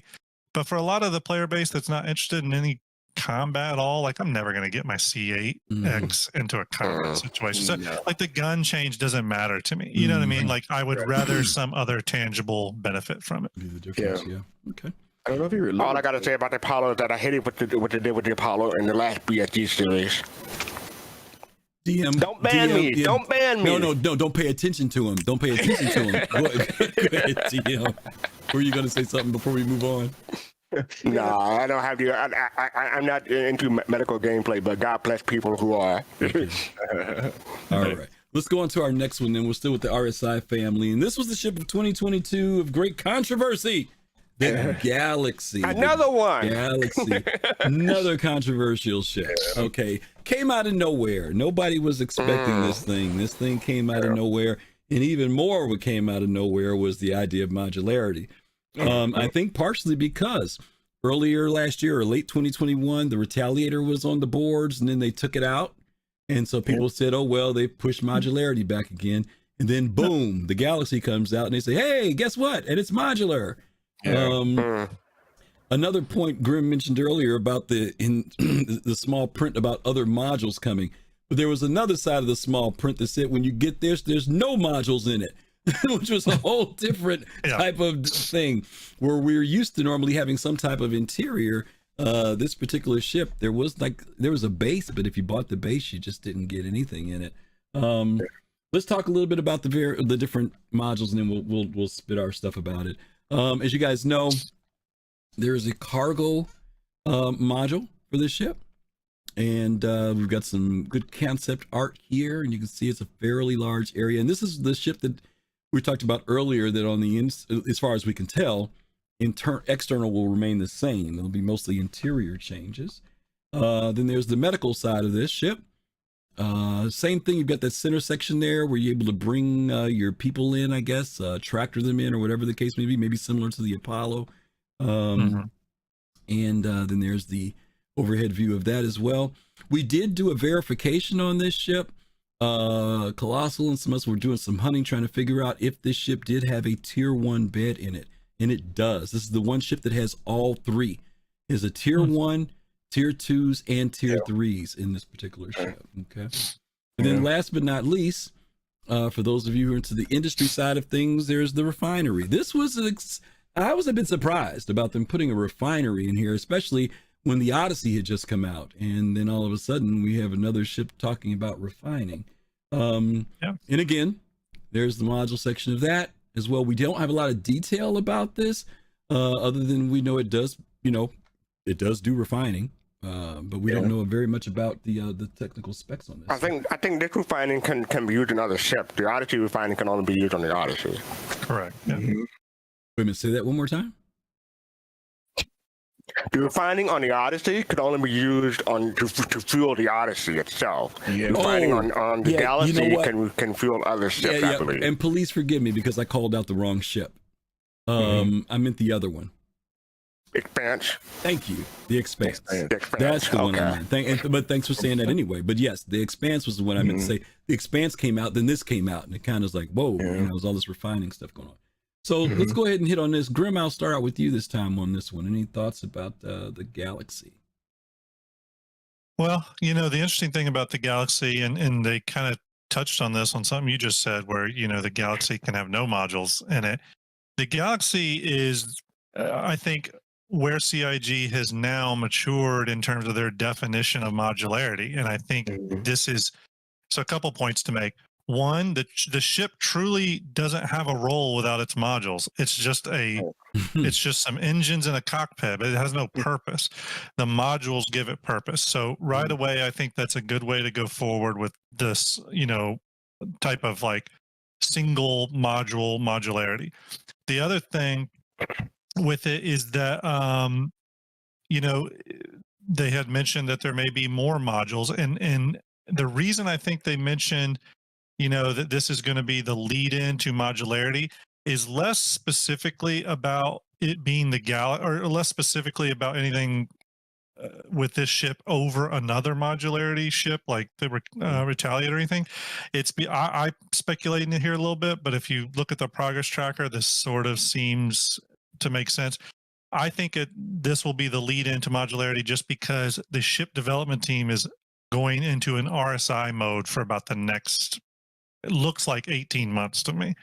We already know they were working on the Scorpius just recently. Now this new Scorpius that's about to come out. They're currently literally developing the RSI links right now. It wasn't, and now the Polaris is back on the progress tracker to go into active development in April. I think that we're going to, just like Drake was last year and Crusader was last year, I think we're about to go into a period of RSI design and RSI ship work. And I think that just syncs up well with, persistent entity streaming, being able to support modules, being able to spawn modules from the ASOP terminal, because a lot of the reasons I think we haven't been able to do that is because we don't have, persistent entity streaming. So all this is kind of coming online. And I think it just worked out perfectly that the Galaxy is going to be slated in the production line when all the tech, blockers get solved. So, I know a lot of people were a little, or some people were salty that the Galaxy is now the new lead ship for that. But I think it's just because if you do look at the ship teams, when they get on a roll on a manufacturer, very rarely do they just bust out one of that ship, one manufacturer ship. When the Corsair went into development, boom, we got surprised with, the Mule, we got surprised with the Cutter, and, they finished out the Drake line. The only thing we don't have is the Kraken, and that's not going to happen right now. So, I think we're about to see the next 12 months being devoted to some RSI stuff. As a matter of fact, they just voted on that new RSI. I was going to say ship. the mining ship. I was going to mention it. Yep. I think we're going to be entering, and not all that will be active development. Some will be the concept teams. But where I'm going with that is we're probably going to see a bunch of RSI stuff for the next 12 to 18 months. So I think the Galaxy just kind of magically fell into that pocket. People have said for a long time that RSI needed to get some love because most of the ships that were in there, other than the Apollos, were the earlier things. So I'm not surprised that they're kind of bringing them update. DM, you got some thoughts on the Galaxy?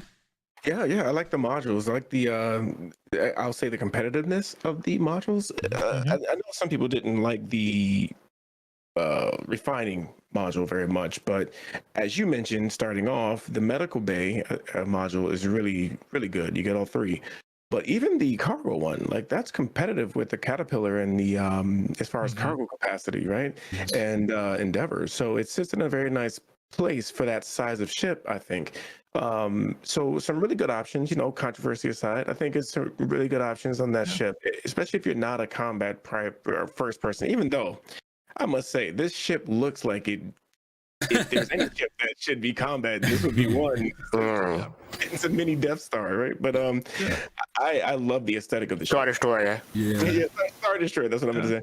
So I love the aesthetic of the ship, and I agree with you 100%, Grim. They do get on these ship manufacturer tangents, and I like it, and I think that's exactly what they're doing, and hopefully we'll see this sooner. And I think refining is going to make the whole refining gameplay thing is going to make a lot more sense when we're out of Stanton. When again, Stanton is, and Jack can correct me, I think Stanton's either 4 or 5 AU. Right. Again, systems like Nyx are like 29 AU. These are going to be huge systems, and some of those systems aren't supposed to have a bunch of stuff in them, like landing zones and stations. So refining, places to take your material is going to get few and far between as we expand. And I think these ships are forward looking. But 100% with what DM said, you're not sacrificing anything by putting a module in here. It's not like the Retaliator where you're getting sort of a bomber, sort of a drop ship. With this, you're getting a 100% dedicated ship. I know that's why, Ender, one of the other people in Starjump, That's why he loves this because he wants to get into medical gameplay, and this is a fully featured medical ship. When you get the medical module in there, it sacrifices nothing. Yeah. So it makes you feel a little bit better about not only buying it, but buying all of its modules. You know what I mean? True. None of them really feel throwaway to me. So I think that's good. DM mentioned the onto that when I first saw it. I had this story about the $600 store. But I got burned badly by buying the Odyssey when it first came out. So I was tempted to get the Galaxy just based on the concept alone, but I said no. Let me wait for the Q&A, and I'm glad I did because I would probably gotten burned again. But I do love the look of the Galaxy, and I would have definitely gotten the cargo module because that's probably the one that I would get the most use out of.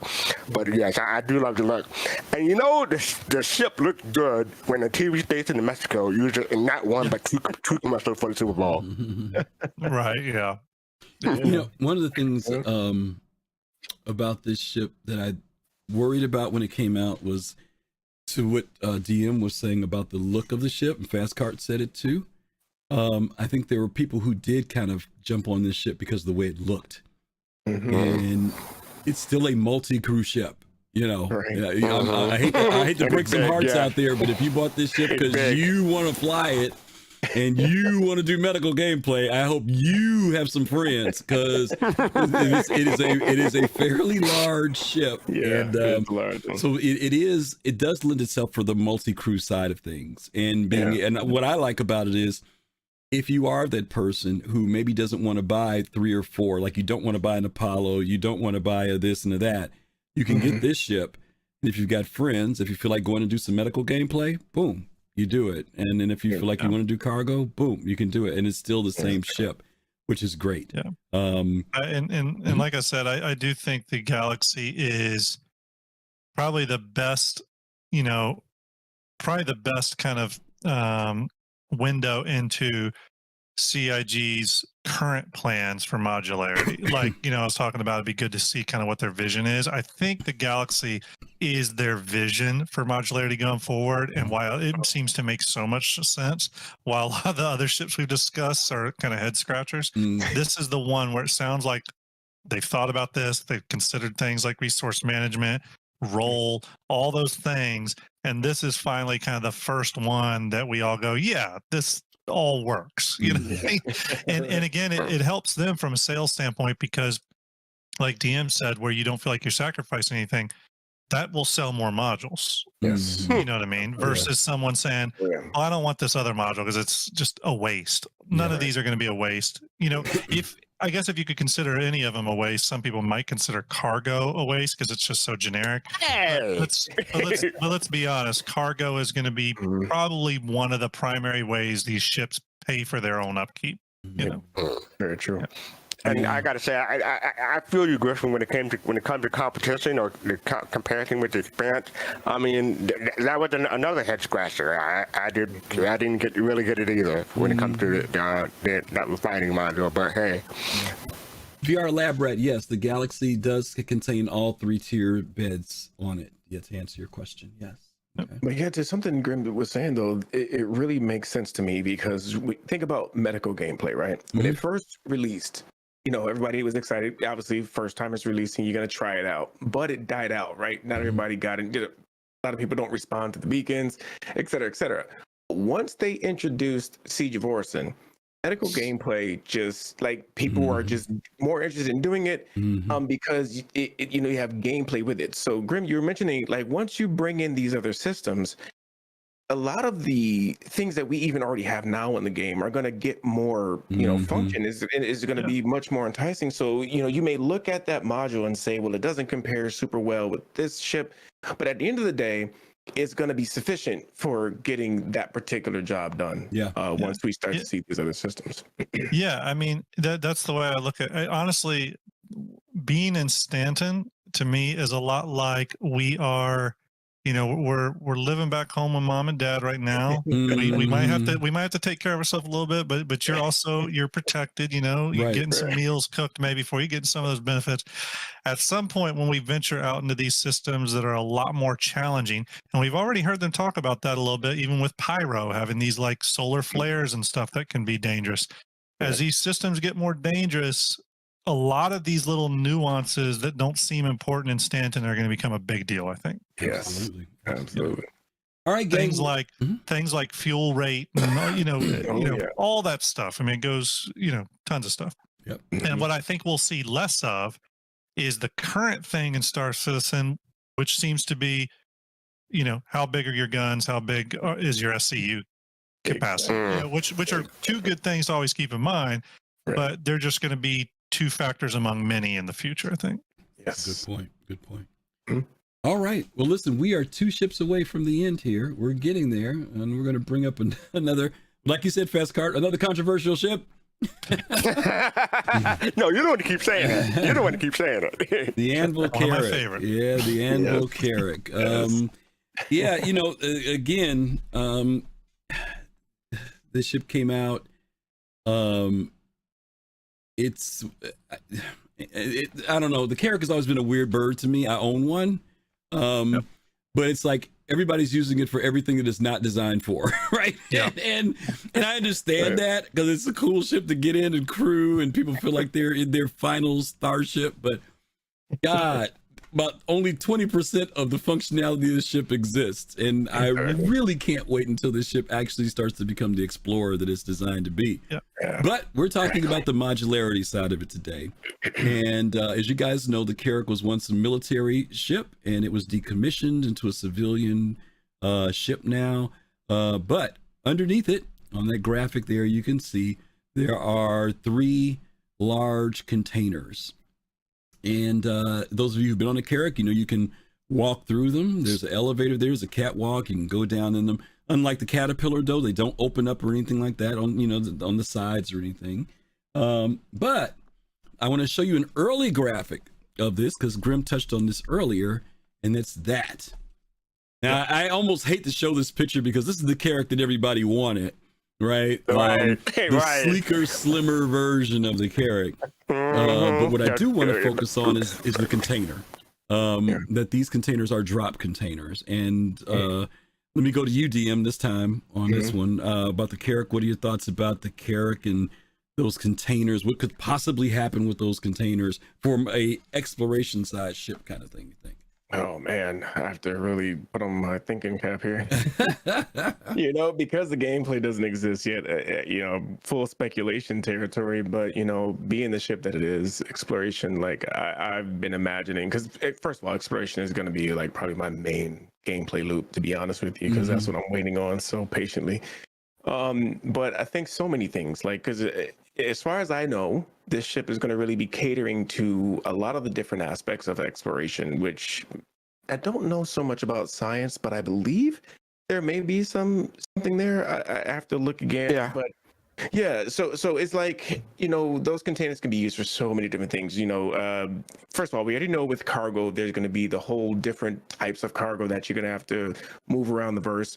Temperature control, all types of different considerations. And I think that can play a part. Like, for example, if you are into science, you're trying to create new medicines or what have you, and again, full speculation territory, you got the medical system. Maybe they'll introduce something where you can craft, right? Because crafting is going to be in the game, but maybe there's crafting when it comes to medicines. So, you're out there surveying different planets for different types of fauna or flora. Which one is it? Flora? I think it's flora.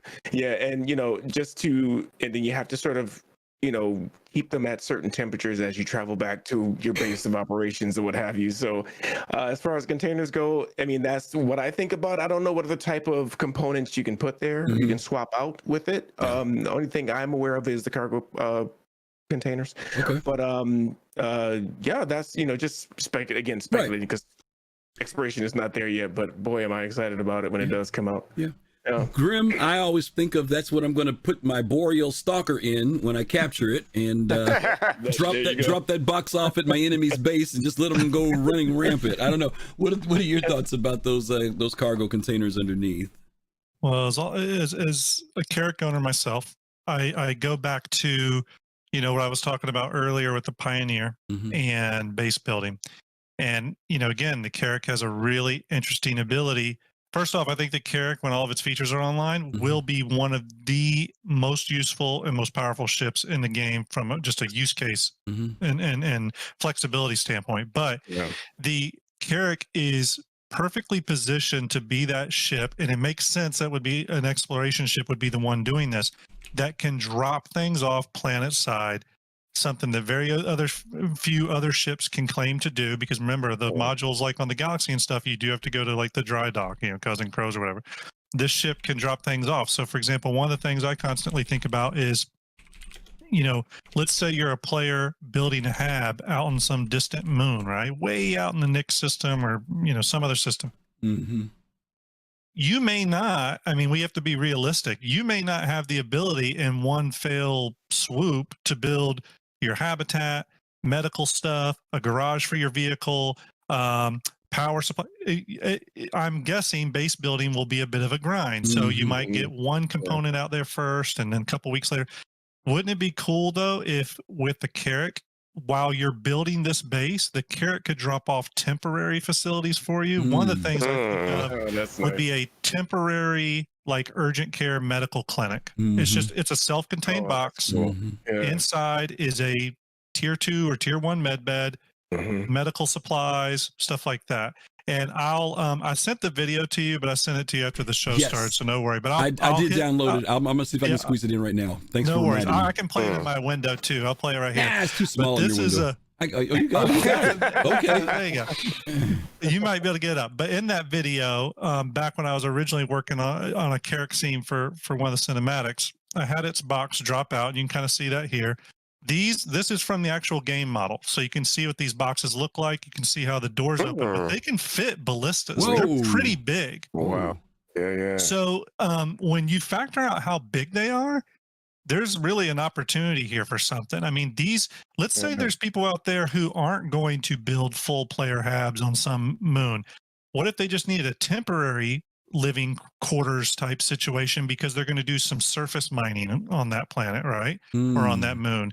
Wouldn't it be cool to be able to set down something like this? You have your prospector parked next to it, but you have a living area temporarily on the surface of this moon. Now, you don't have a land claim or anything, so you could get kicked off. UAE could come after you. I don't know, but I see a lot of flexibility for these things to be dropped off planet side. Again, that would be something completely unique that no other ship can do, and I think that's my favorite thing about the Carrack.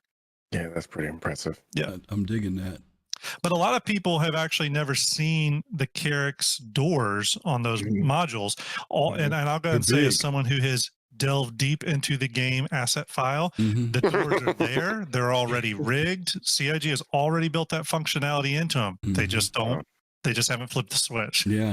It's funny you would say that, because I went on, I took the Carrack out yesterday just to look, because I couldn't remember going down into the chamber. I always go across the top, upstairs. Yeah. And so I literally, I hate to admit this, I went on the catwalk and just jumped over, forgetting that there was an elevator there, so it was like really stupid. I was like, okay, I kind of broke my neck jumping over this ledge, but I got down there and said, I'll just log out. Then I said, there is an elevator down here. But I realized how big that space was when I was down. When you're up at the catwalk, you don't sense it. But when you go down there and walk from one side to the other, it's like, this thing is pretty large. But your animation here really shows it. Wow. And while the boxes have open doors there, in reality, those doors do seal. So it can be like totally pressurized as well. But again, it could think of a lot of, like we said, I was saying like a medical clinic, but it could be, science clinic. It could be like a little refinery pod. Imagine if you're setting up if you're building a player base that's going to be focused on mining. What if the Carrack could come and drop off a refinery pod that's able to process so many, qubits or SCU of ore, Yeah. per day or whatever, Yeah. or a power generator. It could be a lot of things. This could be. I've been playing a game called Planet. What's it called? Planet Builder? I forget what it's called now. But you build these mini habs, right? And they become extensions of each other. And over time you end up building a base. But I was just thinking about what if, like as you mentioned, if one of these was a living space, another one was a medical space, and another one was like a little shop, like you mentioned, DM, some type of crafting or experiments or something that you could drop on a hostile world as a temporary, right? Maybe you just, because of the weather conditions or whatever, there's nothing built there. It's a remote spot. But to be able to leave those on the ground, your ship can take off and leave those on the ground, and maybe they interconnect, or you can walk outside from one to another. There's a lot of flexibility of what we could see that they could create for these drop pods, whatever they become, whether it's transporting vehicles, person, equipment, supplies, whatever the case may be. And thanks for sharing this, Grim, because it does kind of open up the ideas of, not just the impact of the car from its interior, but the fact of its utility side of it as well. I never really thought about it from that. It's probably one of the number one things when talking about the Carrack with other people, that they actually maybe they knew the modules could be dropped off, but they didn't actually know that there's doors. Like, there's actually doors on both sides. They can open up on both ends. Yep. Oh, okay. Yeah, and a lot of people don't realize how big they are. I mean, you can fit an entire ballista in there with like room to spare. Like I'm not artificially squeezing it in. It's like fully, like you got plenty of room. And when the doors fold down, it actually creates like a drivable ramp and everything. So again, they could do some really cool stuff with this. Okay. Rockstar said Planet Crafter. I think is that the name of the game? Planet Crafter. Thank you. Yes. Thank you. All right. And as far as I want to say, I think someone joined or subscribed on YouTube, Griffin, but I'm not sure. Really? I saw the alert, but I wasn't sure. I didn't see it, but Rockstar, thank you for the follow. Abyssian, thank you for the 5 gift subs, and to the person on YouTube, thank you as well. And I think the concept for that is a sexy concept, and I'm sorry that the folks did not get that ship. It looked like a TIE fighter and a fleet carrier had a baby, but but as far as the modularity thing, I think DM and Intelligent Grim covered everything with that. But so that's pretty cool. Okay. All right. Well, we're going to hit the granddaddy or grandmammy of all the ships here, the final one that we're going to talk about here. And that is the MISC Endeavor. This is probably the only reason why I'm here. This is the epitome, I guess we would say, of modularity in the game. What we're showing you guys right now is, and by the way, special thanks to the folks over at Starjump Station. We're using their graphics on this and their video. We're not going to do a breakdown on all the modules. We already have a show that we've done on that. Please check that out when you get time. Also, visit with Starjump. They have a great one on the Endeavor. You guys take a look at he goes way more in depth even than we did. But this is the master set. And for those of you who have an Endeavor, or if you have the base, you know that this is where it all starts. And depending on how you want to customize your ship, as Grim mentioned earlier, this is probably one of the most flexible ships for configuration, similar to when he mentioned about as he said, the poor man's version, the Drake Caterpillar. Hey. Oh my God. Don't do that. So, no. Let's break this down a little bit. We're going to give you guys a little bit of the history on this ship, and then we'll talk about the modularity aspects of it. Just got an extra check from Drake Interplanetary delivered to my bank account just now. So our first thing that you buy when you buy the ship is the base. This is I think this runs around $350 if you decide to back it. But this ship has modularity to it. As you can see, there's the Explorer cap that separates from the rear structure of the ship. The what's the word I'm trying to say? Not structure, but the I can't even think of the term. Yeah, that's right. Like, you could say that. Yeah, there's another word I'm trying to use, though. I'm trying to sound fancier than structure. Superstructure. But superstructure, yeah. And then there's also the drive area. There's the names, the workshop. We go, the workshop. Drive, Thank you. But as you guys know, the ship can be expanded and as you build out. And there are 4 configurations that you can buy the ship in if you want to. If you buy the base, you can get what's called the Discovery class. Grim, you know this better than anybody, so why don't you talk a little bit about what I'm going to show each of the classes, then just kind of let folks know what each class is for. Well, the Discovery class, if I remember correctly, and that's the one I'm probably the most unsure about, is the one that's a little bit more general purpose science, if I remember correctly. Yep. And it's because it's carrying more like general science and research, because it's carrying the general science and research pods. And the other thing to remember on the Endeavor, this could change, is it's based off a grid system. It's got a 2x3 grid system, and that's what defines what modules you can place on it. So, you'll notice the general research and the general science pod, they're actually kind of big modules. So they kind of take up like, a grid and a half on each side. So we want to emphasize that these ships are big. They're not small by any means. Okay, the next one is our Hope class. Grim, talk about that one. So the Hope class is really interesting in that it is currently spec'd to have the hangar module and the hospital module. The biggest issue with this variant, though, is the hangar. The hangar really doesn't work to its current 200 meters spec. That'll have to change. In some of my back of the napkin math, and you can see this in my Star Jump video that I did on the Endeavor, I think the Endeavor needs to grow to somewhere around the 300 meter mark. I'm not one of those people that thinks it needs to be 800 meters long. I believe CIG when they say the Javelin is going to be the biggest player viable ship. But I think if the Endeavor grew to that, and if they had made the hangar a fly-through hangar, so essentially open on both ends, so ships could come in the back, fly out the front, it would solve a lot of the ship's problems. But you're basically, this is your hospital, capital, in-game medical ship. Okay. And this one had the tier 1 Yes. bed in it, I recall. It is a full hospital. This is the only other ship other than going to a hospital that you could go to and be resurrected at. Okay. Yeah. And then last but not least, the Olympic class. Yeah, the Olympic class is supposed to, tap into that kind of farming gameplay, which has been mentioned with other ships than just the Endeavor. It's also mentioned with Pioneer. If you watch the Pioneer panel, they mentioned farming gameplay, so it's not solely contained to this ship.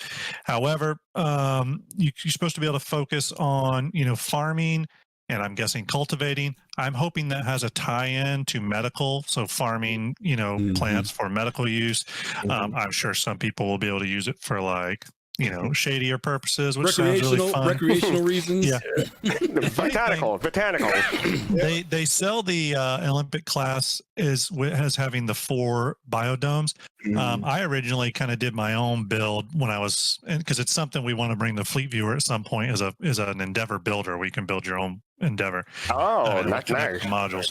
Yeah. But one thing I was building was like the hospital module combined with the biodomes and separating those out, because I thought that'd be really cool if you could be creating new medicines and stuff like that to treat patients. And maybe in Star Citizen, those will be potions or however they would be in an RPG, but you get the general vibe. Oh yeah. And the interesting about the Olympic class is that you can take it under different star systems and have different sun rays come inside the dome and grow different kind of plants, or maybe grow plants faster than in some environments than others. Yeah. Absolutely. DM, give me some thoughts about the modularity on this in your mind. I mean, there's a lot of parts to this thing, right? That people can go with. Yeah, it totally it's funny because I think Grim really touched on it really well, comparing that to the Caterpillar, how these two are very similar. But I also wanted to add another thing where, you look at the ship, it kind of is very similar to, it's not similar, but when you go back to the MPUVs, you can see clearly that it's designed, it's purpose designed to have modules, right? So that's what I see when I look at this. But I'm very excited for the Endeavor, and I know it's John Cruz's absolute favorite ship. He's looking at making this. It's not. No, I'm actually just putting that in the air so that maybe he'll start to think that way. But I'm really excited about this ship. I have it. I am particularly very interested in the biodomes. The Hope, not Hope class, the Olympic class, was it? Yeah. Olympic. Yeah, Olympic. Yeah. So very, very excited about it. But I think Graham covered this one really well. Yeah. And I don't believe they sell I could be wrong. I don't know if they even sell the pre-built classes anymore. Do they? Don't. I was going to say that when it got to my term. They don't. They stopped doing that. That's why that now. Really? So the only thing they did was the master class? That's it? Master set, rather? The master class and the individual module, and then you have to hunt. You have to hunt for the module. They're on the extras, the add-on page, and they're hard to find when they're available. one thing I'll add with the Endeavor is, again, I'm glad DM brought this up. It is kind of similar to the MPUVs, the Argos, because it really is just ship-to-ship docking tech, right? And we know that's something they have worked on. That didn't come into game yet, but we know they did ship to station docking, and they did do ship to ship docking with the Constellation and the Merlin, but they did say specifically that is different than ship to ship docking with the airlocks. Like they said that's two different systems, but we know they've worked on it, and that's, again, not that the Endeavor's going in development anytime soon, but that is kind of one of its biggest tech blockers. But again, I think that's a tech blocker that's going to be solved soon. I think one of the reasons we've seen not seen that come into game has had some stuff to do with persistent entity streaming. So again, I'm personally hoping that now with PES coming in, some of these little legacy items are going to start popping in, over the course of the next year or two. Yeah. So too. All right. Yeah. FC, I know you've been looking forward to the Endeavor of all ships. We also know this is probably one of the last of 3 ships that will be created from the list that we have currently. It'll probably be a little while before we get it, but you've been pretty patient waiting on this because you kind of have the philosophy of a lot of folks that, the longer we wait on certain ships to be developed, the better they'll be when they are finally produced, right? Yep, and I'm looking forward to it when it's eventually here. But like DM said, he's trying to put the bugging in John Cruz's ear about this ship. I don't think that's going to happen. I think the last thing I heard from John Cruz that he really loathes this ship, so he's not looking forward to it. But yeah, hopefully it'll get done eventually. I don't have just one. I have 2 Endeavors because I wanted to add the different modules to mine. What's the configuration that you want to go with, FC? There was, because you had a certain configuration you wanted to do. I wanted the Olympic class with the science and general research and the crew quarters, and the other one is the super collider with the hangar module. Okay. Okay. Grim, go ahead. What were you going to say? I was just going to say, I think the primary reason that, and again, I'm speculating, I don't want to put words in his mouth, but I think the primary reason that a ship like this is, a nightmare for John Crew has less to probably even do with the tech, because in some ways this ship is not as complicated as some of the other ships out there. For example, the Hull series, like the Hull C, had to solve some pretty crazy tech stuff with the expanding physics grids and stuff that this ship doesn't have to deal with. Right. The biggest issue I think with this ship is these modules that we're seeing, like the biodomes, the research module, the hangar, they're very complicated modules. We're not talking like a box that fits underneath the Carrack. Each one of these, just one of those modules is probably the same amount of work as developing a small to medium sized ship. So this ship is actually probably like 10 ships that they have to develop. You get what I'm saying? Yeah. So I think that it's more just the workload, not necessarily the tech overhead that the ship deals with. I think one of the things that we tell people. I was going to say, one of the things I would be happy if they just give us the base model like they did the Retaliator base and leave the module till later. But that's just me, because I don't really necessarily need gameplay for it to come out. But I know that's what CIG is trying to do now. Yeah. So what were you going to say, Griffin? Sorry. That's okay. No, I was going to say, I think, Grim, correct me if I'm wrong, but you're talking about the size of some of these modules. Some of these modules are pretty large. The hospital module I think it's 3 or 4 floors on it. It's a hospital. It's not like some decks. It's huge. And I don't think that people understand the scale of what. Yeah, and they're big. Even it's currently totally wrong scale of 200 meters. Right. They're big, and it's going to get much bigger than that. So. And not just that, the hangar module specifically, they said they're supposed to hold 2 Cutlass Red, and as you know, the Cutlass got bigger, so they're gonna definitely have to increase the hangar to fit those 2. Yeah, it's big. I also personally hope that when this ship is redesigned, because it'll get redesigned pretty heavily, I actually think they're going to simplify a few things with it. But I hope it takes a lot of its cues from the Odyssey, because I do think the Odyssey looks fantastic. Yes, and, the design change is definitely there. Absolutely. As long as it doesn't have a small freelancer side view from the, no, I'm kidding. I'm fine with that. Okay. Well, we got some questions, guys. We've got some interesting questions here. I think I can turn this off for now and go back. One of my stream decks went to sleep. I've been sitting here so long on this thing. Jeez, oh Pete. Let's go to question number 1. This is from Shimpasta. Shimpasta said, this is the question I asked him to say for us. Would the Kraken conversion kit make it a modular ship? Now, the reason why I'm going to say no to that, Shimpasta, and you guys can give me your thoughts on this as well. It's similar to the kit that's done for the Idris. And I don't think that the modularity for this or that happens in game. I think that's something that you apply to your ship. You guys correct me if I'm wrong. Will those kits be applied in game or outside of the game? Because I got the impression that you can. I would assume you have to go to Cousin Crows to get them applied. Just is that what's going to happen with it? For anything? Yeah. Like especially like a ship like an Endeavor, I would have to imagine you have to go to Cousin Crows to swap out modules and that. So yeah. But is it a module? Because CIG does not call it a module; they call them a kit. It's called a kit. I still think I consider it a module, but maybe I'm in minority for that. I mean, in regards to the Kraken specifically, another term they've used repeatedly regarding it is a hull conversion. So, and that's part of the reason why they said it wasn't just a module thing, is because it was a complete hull, conversion, and and much like the 600i.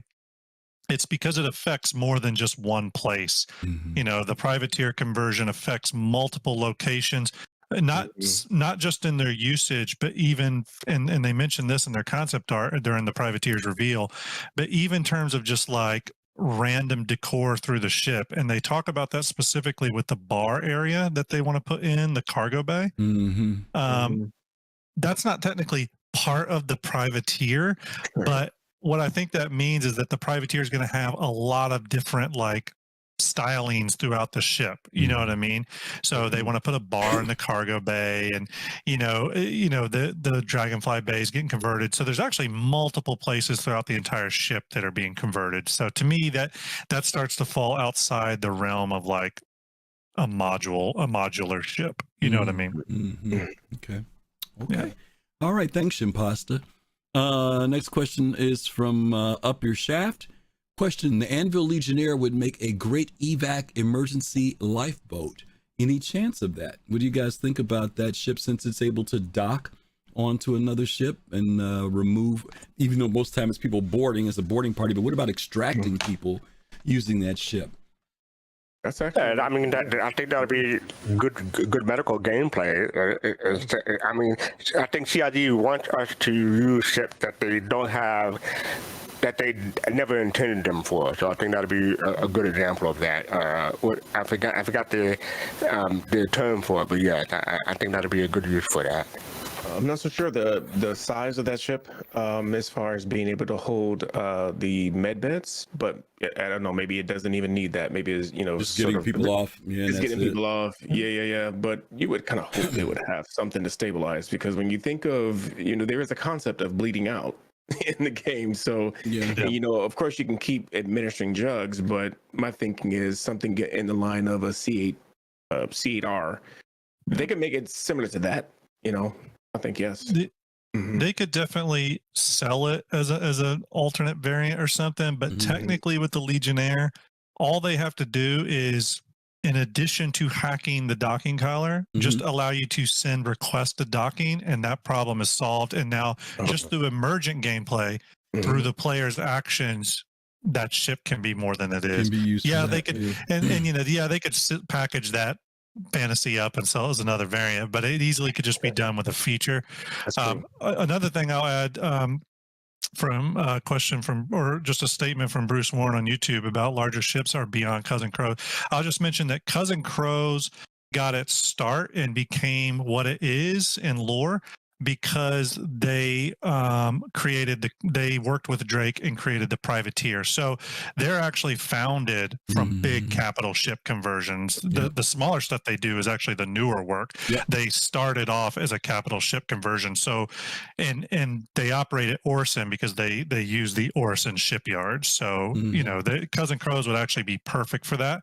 I'm sure there'll be other shipyards we can go to, but and there's another check coming to Grim from Drake. Came in right now.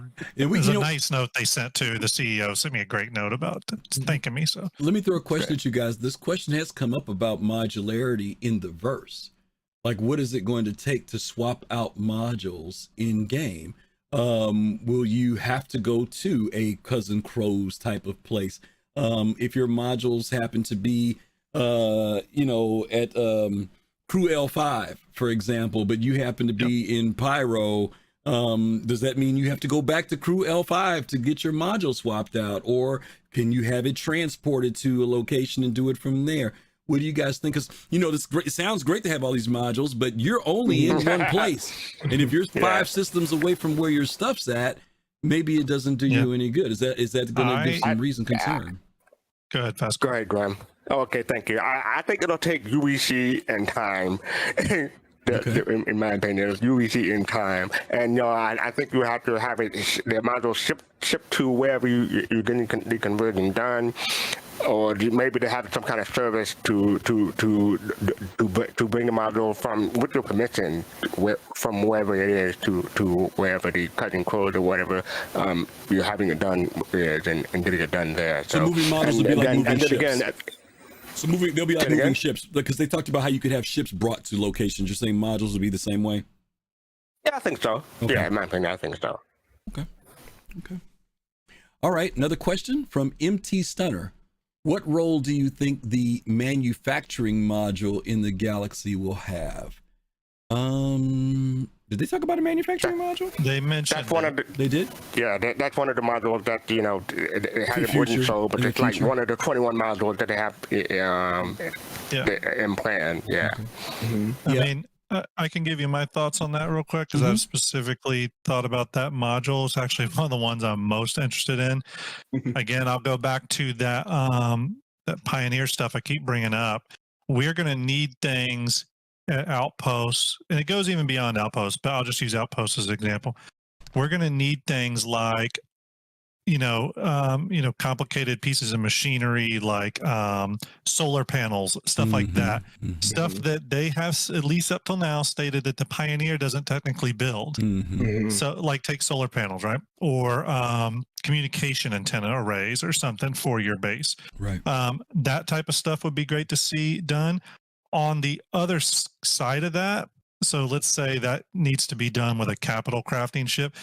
If we do need to go smaller, I would personally love to see them do crafting for weapons and armor and like add-ons to certain vehicles. Like, for example, it would be interesting if you could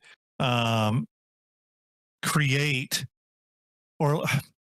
or maybe it's just all the smaller components, like the decor for ships and bases, right? So like the things to create beds or hab pods or whatever, the things to create kitchens and stuff like that, because while they've showed us outpost building using Rastar, they actually haven't gone into any detail about I'll call it furniture, but the parts and pieces within.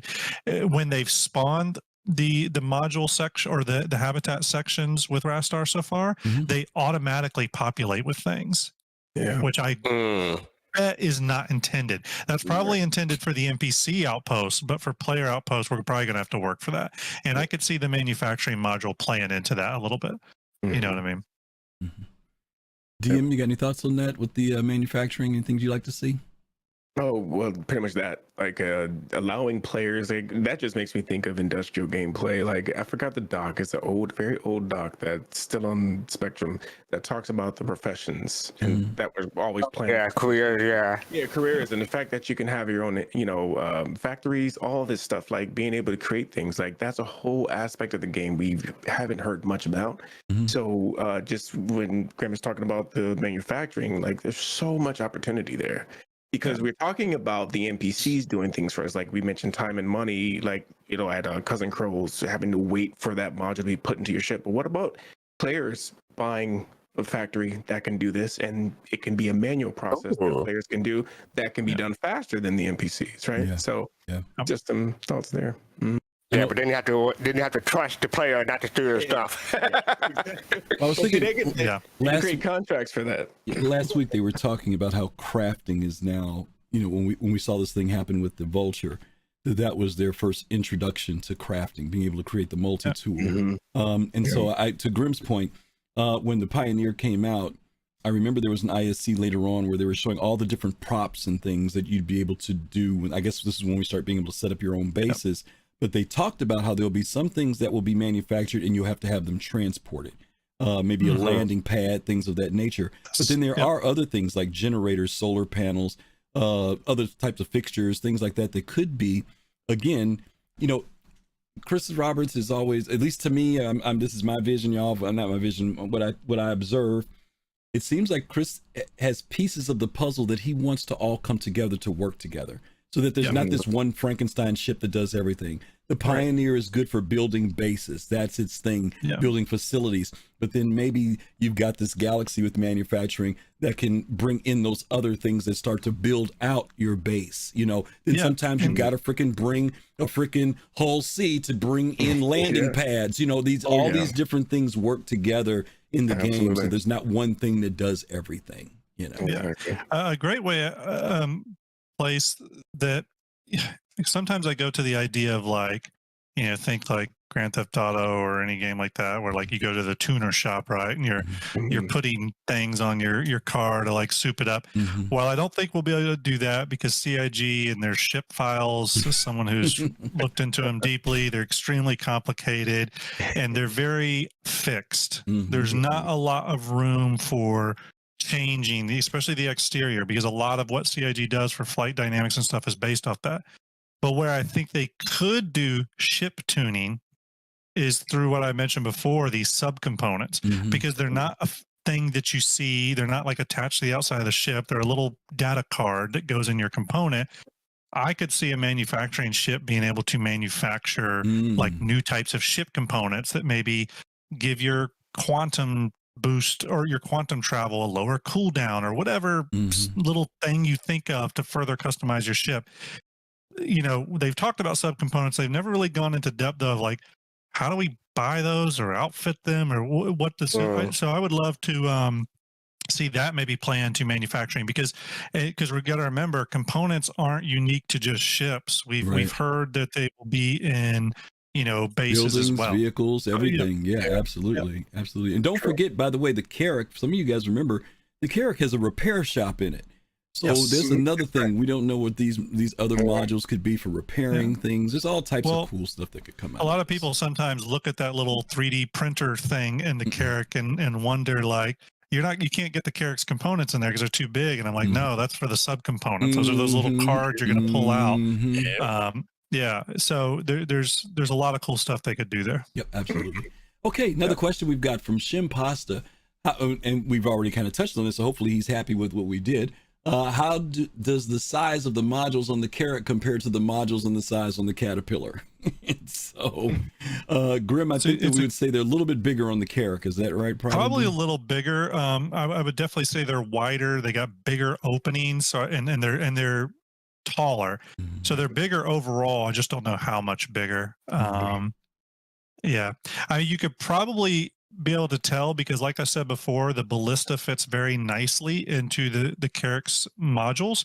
So you could go into Fleet Viewer, a Star Jump Fleet Viewer, and go to the top-down view, spawn a Caterpillar, and then spawn a ballista, and that should give you a little bit of a measuring stick for, you know, how much bigger they are. So, and that's something we are in talks, me and Starlet, with the Star Jump Fleet Viewers. We're actually talking about ways to visualize modules changes on ships. It's still in the early phases, but we're looking into it.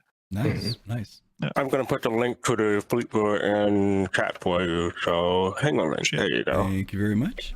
And last but not least, from Rockstar, I'm new to Star Citizen. But is there an expectation to establish colonies in the future? If so, maybe the Endeavor Olympic build may be instrumental for that purpose. DM, I'll let you hit that a little bit. Talk a little bit about the future that the Star Citizen might be going down. Yeah, I personally think so. I have to, because I don't remember everything. I try to digest every bit of information that CIG puts out, but they put out so much information that is. Yeah, that's the problem. That's part of the problem, right? But yeah, I'd like to believe that that is absolutely the plan. We, like Grim just said, we have the Rastar tool that will be utilized for us with base building in the future.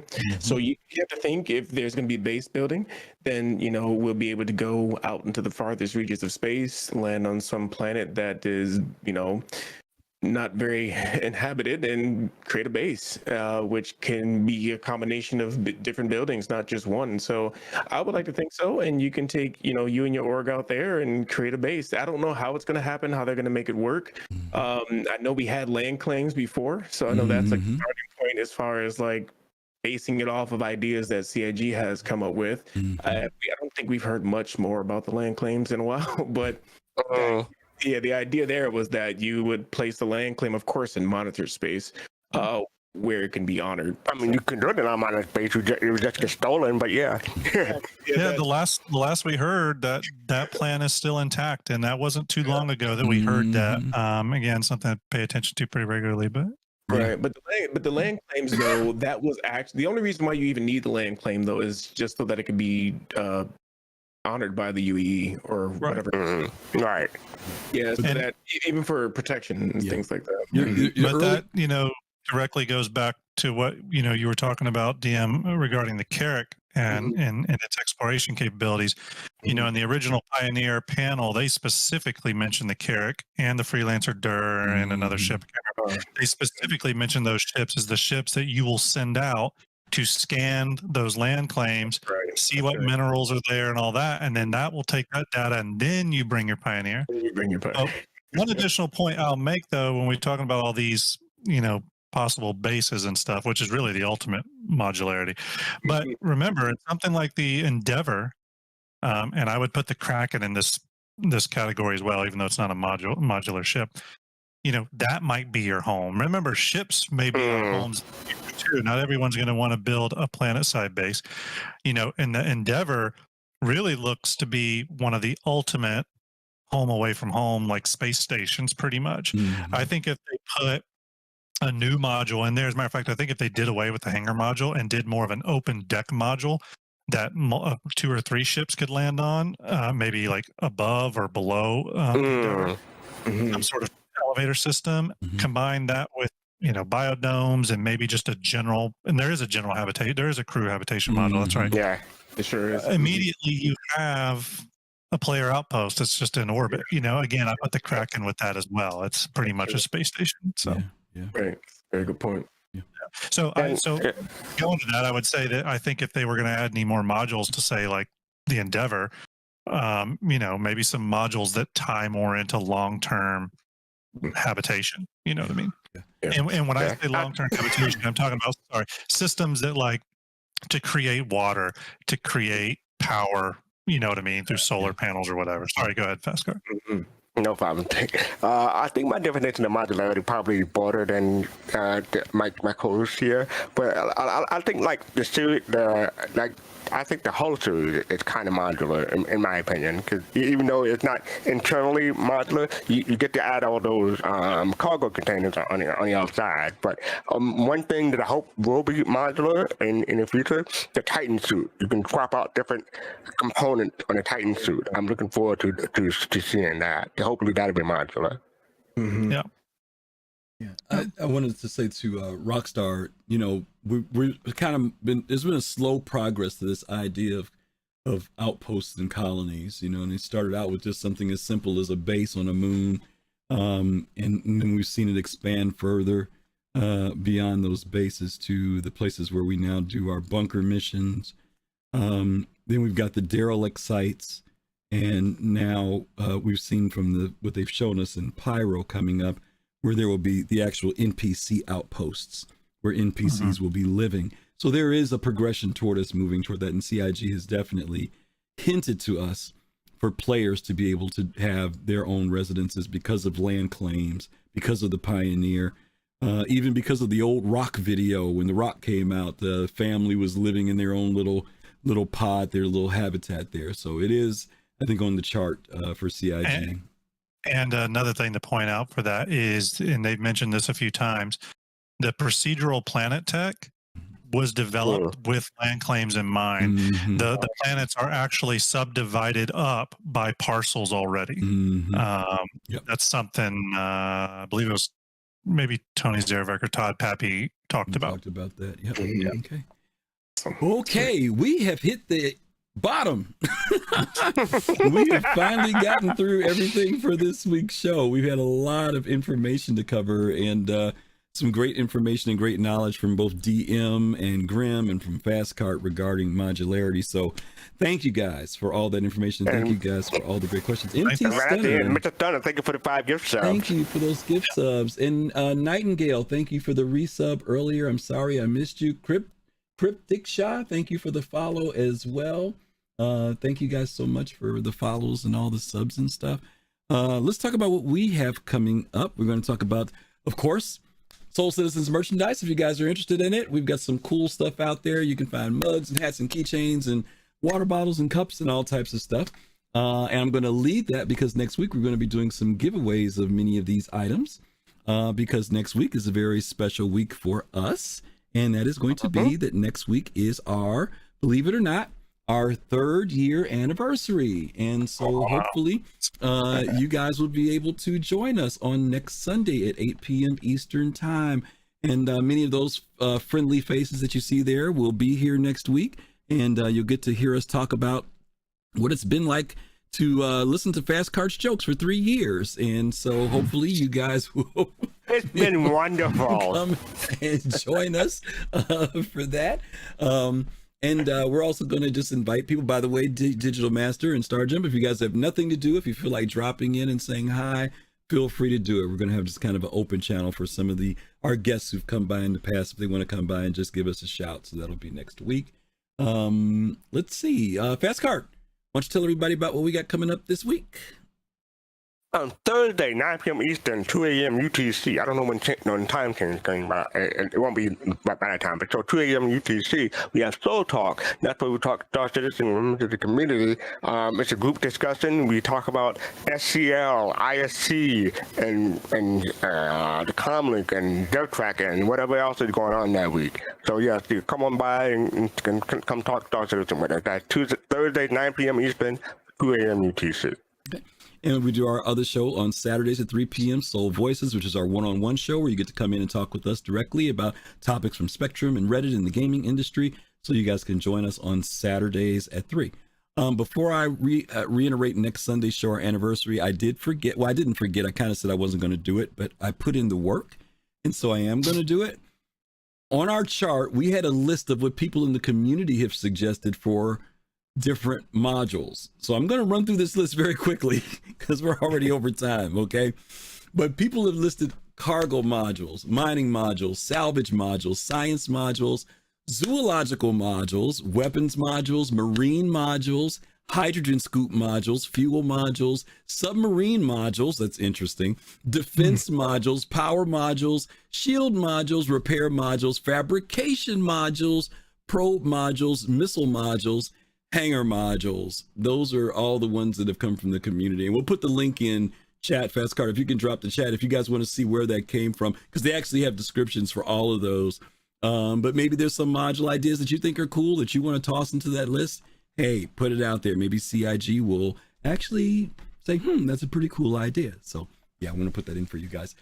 And again, next Sunday, March the 5th. Yes, March the 5th.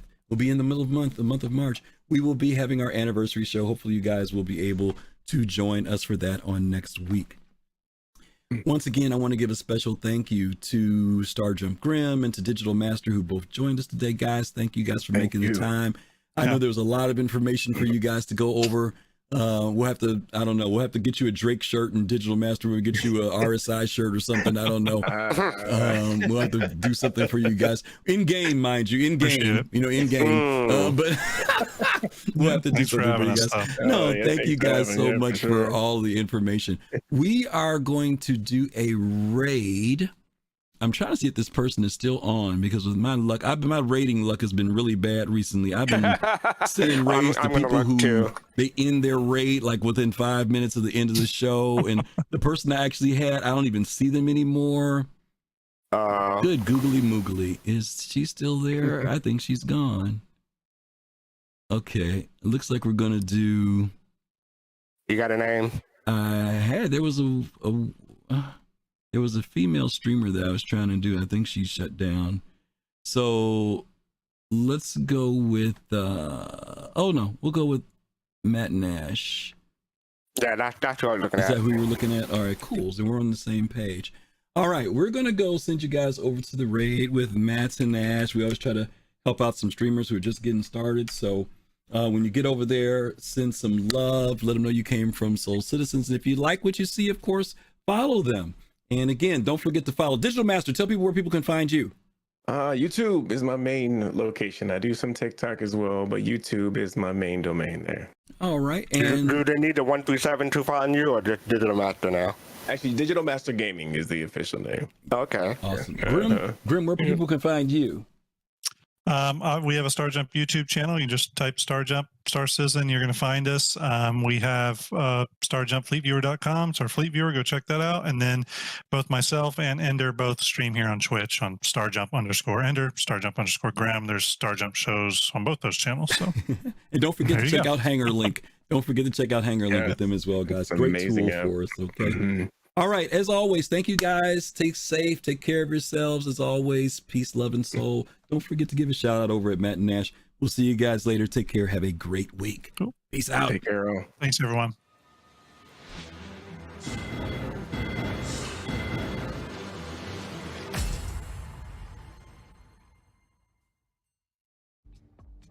That rocking chair would look great in our new house. Oh, a new house, eh? Well, you should definitely